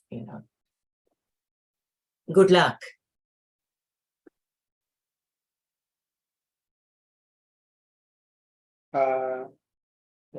Yes. Dr. Unil, do you have any additional remarks? Yeah, thanks, Sachith. So thank you for all for listening and organizing this. Maybe I'll emphasize 2 points which were discussed before, but give some additional clarification. 2 points were like changing the program from, let's say, maths to computer science, or moving from MS to PhD. Those are very valid points, but if you are doing that, you need to make sure you pick the universities properly. Computer science is a very tough area now, a lot of applications. So the R1 universities in, let's say, for physics, we will not, if we detect the people are taking a lot more computer science courses as supported physics students, that is not good. So you have to pick the universities properly. If it is a MS only or teaching focus, that is a good place to start. That both ideas will work very well in those places. But I think you got a lot of information from everybody. It will be a lot to remember, but I think the CUFSAA is going to put it in the website, all the details. So good luck with everything, and never late to start things. So the age is not an issue. Thank you. Thank you, Dr. Perera. Dr. Premadasa, do you have any final thoughts? Yes, the only thought that I have, well, first of all, you got a lot of knowledge and a lot of facts today, and probably some of you are very tired, right? Okay, but let me just point out something. In 2016, when I went to 2018, when I went to Sri Lanka for a visit, I gave with Dr. Osha of the CUFSAA also gave a presentation about the same topic to Colombo University Science Faculty students, and most of them actually ended up in the US, and they have already graduated. So I was feeling very great when I was looking at their Facebook posts, right? They did it. But sadly, when I used to talk to individual students in Sri Lanka who are already working and who are out of the university or alone in another university, I find that they have not exactly done that. And I think the reason is for this PhD program, the community helps. So if you are already attached to an institute or a university, right, you get a bunch of people together, some friends together, and say, okay, let's do this, right? And then have a schedule every day or every other day at 6 o'clock, we are going to meet and we're going to look at the universities. That will get the momentum going. And if you are, even if you are alone doing this, right, try to get some friends, right? It's easy at an institute, but even if you are doing as alone, set some time every day. The most important thing, the most difficult part, you may have listened to many webinars in the last 1 year or 2 years, so especially after the pandemic. The most difficult part is to start. So start today. And I leave you with a comment from a great American president, Abraham Lincoln. This is actually true. I lived this in my entire life. You cannot fail if you resolutely determine that you will not. So determine today that you will not fail, and you will do it, and start today, not tomorrow. Thank you. Thank you very much, Dr. Premadasa. So we are moving to the Q&A session. We got a lot of questions. So let's see whether we can get something going. And but what I would like to ask from the audience, especially who posted the questions, if you could please reply either to me or Wasundara directly your emails, and again, like repaste the question.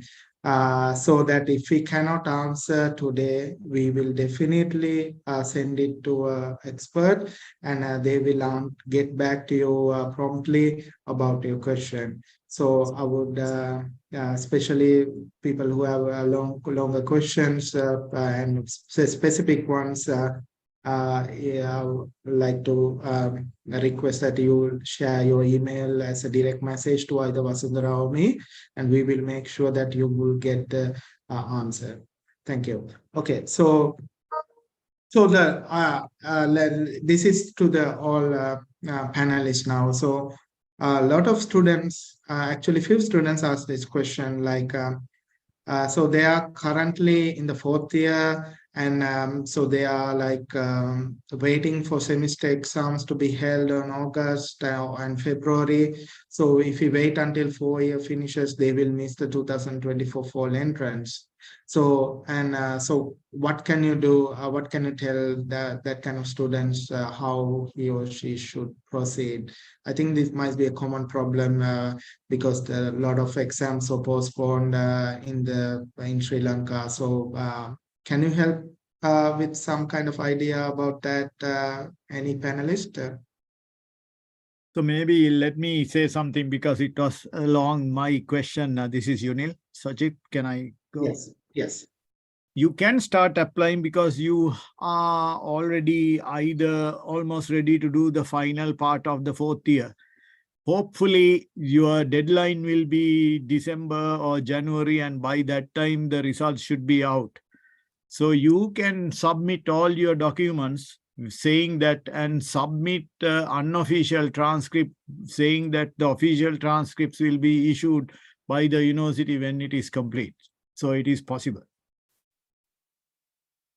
Thank you. Thank you very much, Dr. Unil. Wasundara, do you have any question that you would like to direct? You are muted, Wasundara. Sorry. One question here to any panelist actually. As I know, we have to apply through the grad system when applying to USA universities. More information on that.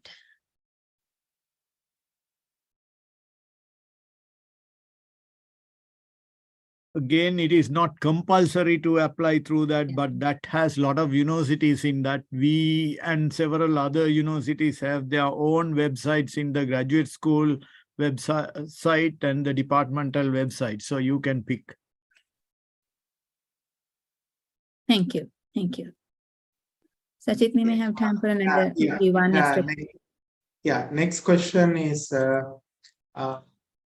I think this was also asked by a few students. How much weight does go towards the final year undergraduate research in the selection process? I think they are referring to how probably that is relevant to any third year student also who are going to select a final year undergraduate research. So can you tell a little bit more? Any panelist? I can start if you like. Yes.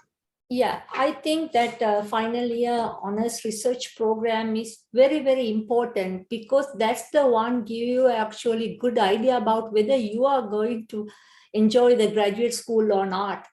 So you can troubleshoot and you can work on your project.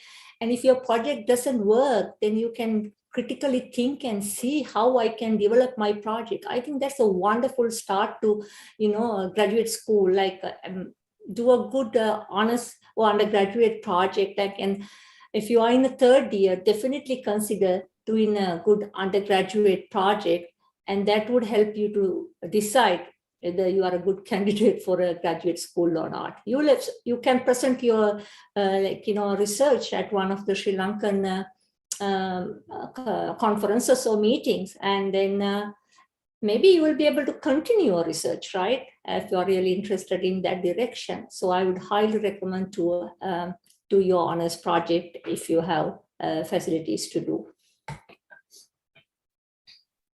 Thank you, Dr. Gunawardena. What do you think, Sachith, in the interest of time? We can go to 2 or 3 more questions, Wasundara. You can pick one. Yeah, I can also add to that. Obviously, having research experience is a big plus, and you can speak to that, your experience and failures and how you overcame with it. And at the same time, for certain fields, it is not required. I mean, if you are following a mathematics PhD, if you have a stellar record of grades, and if you have taken a large, diverse topics of, courses and have performed very well, and having a research experience is not necessary. I mean, obviously it is a plus, but not necessary. Yeah, so related to that, again, there is another view for that. There's a question like, is there any chance to get funded MSc or PhD program without undergraduate research? Yeah, so I can answer that if you want. Yes. Unlike now, this may be different now, but I applied in 1987 after doing a mathematics special degree at University of Colombo. And when I applied, the mathematics special program at Colombo University in the fourth year did not have a research component at all. It was kind of sad. I would have loved to do one, right? Okay, but that was it. So, but everybody who actually applied in our batch who got a first class or a second upper or even second lower, they all got universities, right? But now the situation may have changed because there's a lot of undergraduate research going on even at the universities. So I think I cannot really state now, but in the back in the day, it was possible actually to do, especially like an area like mathematics. Dr. Amita pointed that out.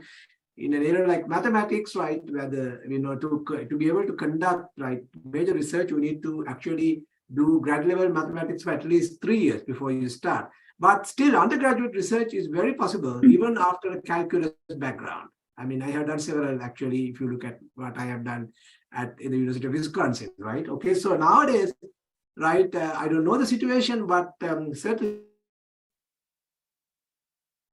you can. Right, without having a research experience. Can I add something to that? Yeah. I agree with Kirthi, but I also want to emphasize there are very few universities now without the possibility of doing undergraduate research. And especially I know some of the Pakistani universities do not have. If we have students from those places where they specifically state that there is no way they can do undergraduate research, and if everything else is very good, yeah, we will give a chance.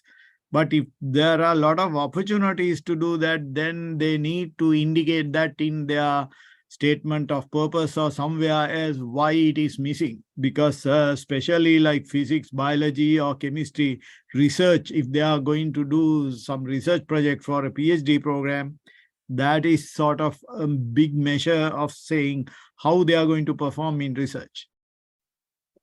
Yeah, Sachith, can I add a comment here, please? Yeah, yes. Yes, so if your university does not offer any honors program, and if you are really interested coming to graduate school, I would suggest you should at least try for independent research project with one of your professors, right? You don't need to have a sophisticated facilities to do that. Like, do your independent project and see how much you actually enjoy doing research by yourself. So that is one thing you could do if you don't have a honors program. And can I add to what Dr. Gunawardena is saying? You don't have to restrict to Sri Lankan universities, right? If you have an interesting undergraduate research project, and if a student tells me, okay, I want to do undergraduate research on how to cut a gemstone, right? A mathematical modeling project. I say, hey, that's a great idea. Let's do it. You can do it through email. I mean, you can actually work with a US professor on an independent research project. And there are so many out there. So, feel free, if you have any research ideas in our subjects, right? Write a letter, write email, right? I mean, nothing to lose. Thank you. Also, if someone can answer this very quickly, there was a question about, probably from two people, whether there will be postdoctoral positions in USA and Canada. So maybe they're interested in their future after graduation. So can someone quickly answer that question, please? There are postdoctoral positions, but I think it depends on the area, and I'm sure it will be there, but the how hard to get that particular area will depend on that particular time. But I think if you are still not yet even in graduate school, you have a lot of time to think about that. I think, Sachith, did you mean from that question, did the question mean you're PhD and you're living in Sri Lanka? That's is that what has been asked? That was not clear from that question, Professor Premadasa. Maybe you can answer in that aspect also quickly. I am not, because in mathematics that doesn't really happen. Maybe Unil or one of the other panelists can answer. So you get a PhD in Sri Lanka and you want to now do postdoc in the US or Canada. That's the question, right? Yes, you can. And I know several people who were at universities in Sri Lanka and came here as doing PhD and then got faculty positions and all that too. But you need to be involved in research. And even if you are not involved in research, you need to have a good record doing something close to the time. If you are new after the PhD and maybe 2 years, teaching somewhere may be still okay, but if you are 10, 15 years without any teaching, immediately to get a PhD, unless it is a great match to your original research work and they are really continuing something on that project, it will be little hard. It is not impossible, but it will be little hard. Okay. I think that PhD, the person who asked the question just replied to me, and he or she is in plant sciences. Okay. And I have research experience in about 4 years. Yeah. Okay. So then not all universities in US is very big on plant sciences, but maybe not in botany, but agriculture and environmental and other areas, some areas there where there might be options. Sachith, is the PhD from Sri Lanka or maybe? So like just chipping, like, where after I went back, I came. Yes, it's from Sri Lanka. Sorry. Okay, I came for a postdoctoral position after applying from Sri Lanka. So. Okay, that's very good to know. And Sachith, if they like to come to Canada, like if they have a PhD from Sri Lanka, like NSERC actually have really good postdoctoral scholarship for international students. NSERC 1-year scholarship is a very prestigious one. If you have a couple of publications and a good CV, that's something that they can actually apply for. Yeah. And may I add something to sorry. Yeah, go ahead. Something?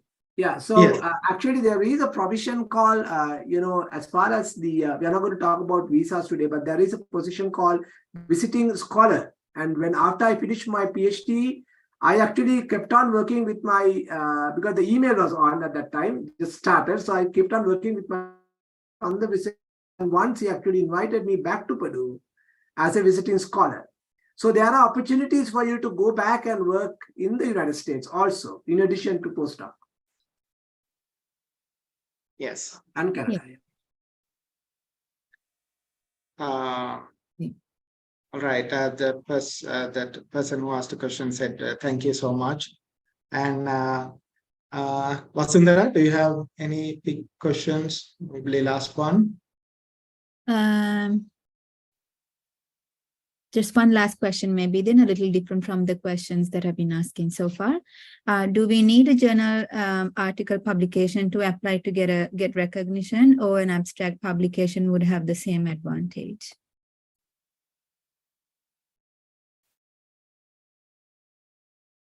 You will have a positive effect, but not to the same level. But having that is better than not having anything. Good, thank you. Yeah. I agree. Okay, so any other thoughts from the panelists? Sachith, I would like to make another remark about undergraduate education and applying for the PhD programs. Like, for example, for statistics programs and biostatistics, this is also possibly true in mathematics and data science, but particularly true for data science programs. You can have an undergraduate, for example, electrical engineering or mechanical engineering, and you can apply to those programs. You can apply to the, as long as you have taken some prerequisites like a calculus 1, multivariate calculus, and so on. So just because you had a certain type of undergraduate degree, you don't limit yourself only to that field. If you have prerequisites, you can always move into other fields, and this is commonly done in the USA. And for example, we have students, who have undergraduate major in chemistry, biology, or physics, or engineering. They come to biostatistics or data science and statistics program. So I think in Sri Lanka, usually, you go along the same path, but as long as you may want to look at the program, and then as long as you satisfy the prerequisites, there is a lot of opportunity to go into different programs. You don't necessarily have to go in that particular program. So for those who are looking at postdoc, I think somebody already made that comment. This is kind of something they can also look into, although they have done their PhD in certain areas, maybe closely related other research areas that they can look into for postdoc positions. Thank you very much, Dr. Amita for that remark. And with that, I would like to remind that we try to answer all of your questions through the questionnaire that we got, and a lot of questions that was put into the chat, but there were some certain questions that we couldn't answer. But some of them replied with their email with the question, so we will send it to the panelists and you will get a reply. Now, if you have any other questions or anything that we didn't answer, please email us at this email at gradstudies_info@cufsaa.org, and we will get your question. We will direct it to this expert panelist and also anyone else who is familiar, and try to give you the best answer that we can give you. So we are here not just today, we are here all year. So any further questions later, please email, and you can even share this email with any of your students who couldn't attend today, and ask them if they have a question. We are here to help you. With that, I would like to move on to the word of thanks. So for that, I would like to invite Professor Perera, Associate Professor of Mathematics at Kent State University, Trumbull campus. Over to you, Vikum. Thank you, Sachith. Excellent panel. Thank you so much. Let's give a hand to everyone. Great job. Yeah, and thank you for the our subcommittee, CUFSAA speaker series subcommittee. You guys have pulled it off. It's a great presentation, and thank you for all your hard work. So I also like to thank our expert panelists, the distinguished panelists, Doctors Harshica Fernando, Arunika Gunawardena, Amita Manatunga, Unil Perera, and Kirthi Premadasa. Thank you so much. Thank you, panelists. You have touched your many application aspects, and you have given excellent advice. And I sincerely hope our students will use this advice and the insights you guys shared, and then will be successful in getting applications through to USA and Canada. So great job. Thank you, panelists, and thank you, our subcommittee. Thank you for all your work. So, well, to talk about the CUFSAA, our mission is actually to help students and the departments of the Faculty of Science of the University of Colombo. However, many of our projects have been, and currently what we are doing are all, goes to a wider audience. Many are benefiting all over the Sri Lanka. To tell you the truth, the association started in 2016 by our founder president, Professor Ranga Tilakaratna, and since then, we have actually supported close to like $250,000 US to Sri Lanka. And our executive committee is 25 members strong, and we each take individual leadership and brings projects and carry out to the success. So I welcome everyone to join and support our mission, and we thank you for all the work you're doing. So the speaker series, similar to all our projects and programs, are actually conducted in collaboration with the Faculty of Science, University of Colombo. In this regard, we get the university's unwavering support. The dean and the department heads and the academic staff have been always wonderfully supportive, and I sincerely thank our dean, Senior Professor Upul Sonnadara, and all the department heads for all their support, and they always comes out with essential and critical support, and they are always available. Thank you for the university and the Faculty of Science as well. So, and finally, let me thank our audience. And I hope all of you got something out of this, and hope you are going to be successful in your application process. And like Sachith and Wasundara tell you, we are available here, so feel free to use that email address and get in touch with us. We'll have try to find the answers to questions we're asking if we cannot answer by ourselves. And so I wish you good luck, and looking forward to seeing many of you in USA or Canada and getting join with us and doing all the work. Thank you, everyone. Thanks. It's great presentation. Thank you, panelists. Okay, so we have come to the very end of our session today. Like Viku mentioned, CUFSAA Distinguished Speaker Series, we try to address the issues and the questions that the students in Sri Lanka they have. If you have any, we always like to hear from you. If you have any suggestions on the speakers, on the topics that you would like to hear in the future, please write to us at speaker-series@cufsaa.org. And we are hoping to see you soon. And this would be the end of the session for this month. Sachith? Yes, thank you very much, everyone. Thank you, panelists. Thank you, students, for joining. We will see you soon with another talk.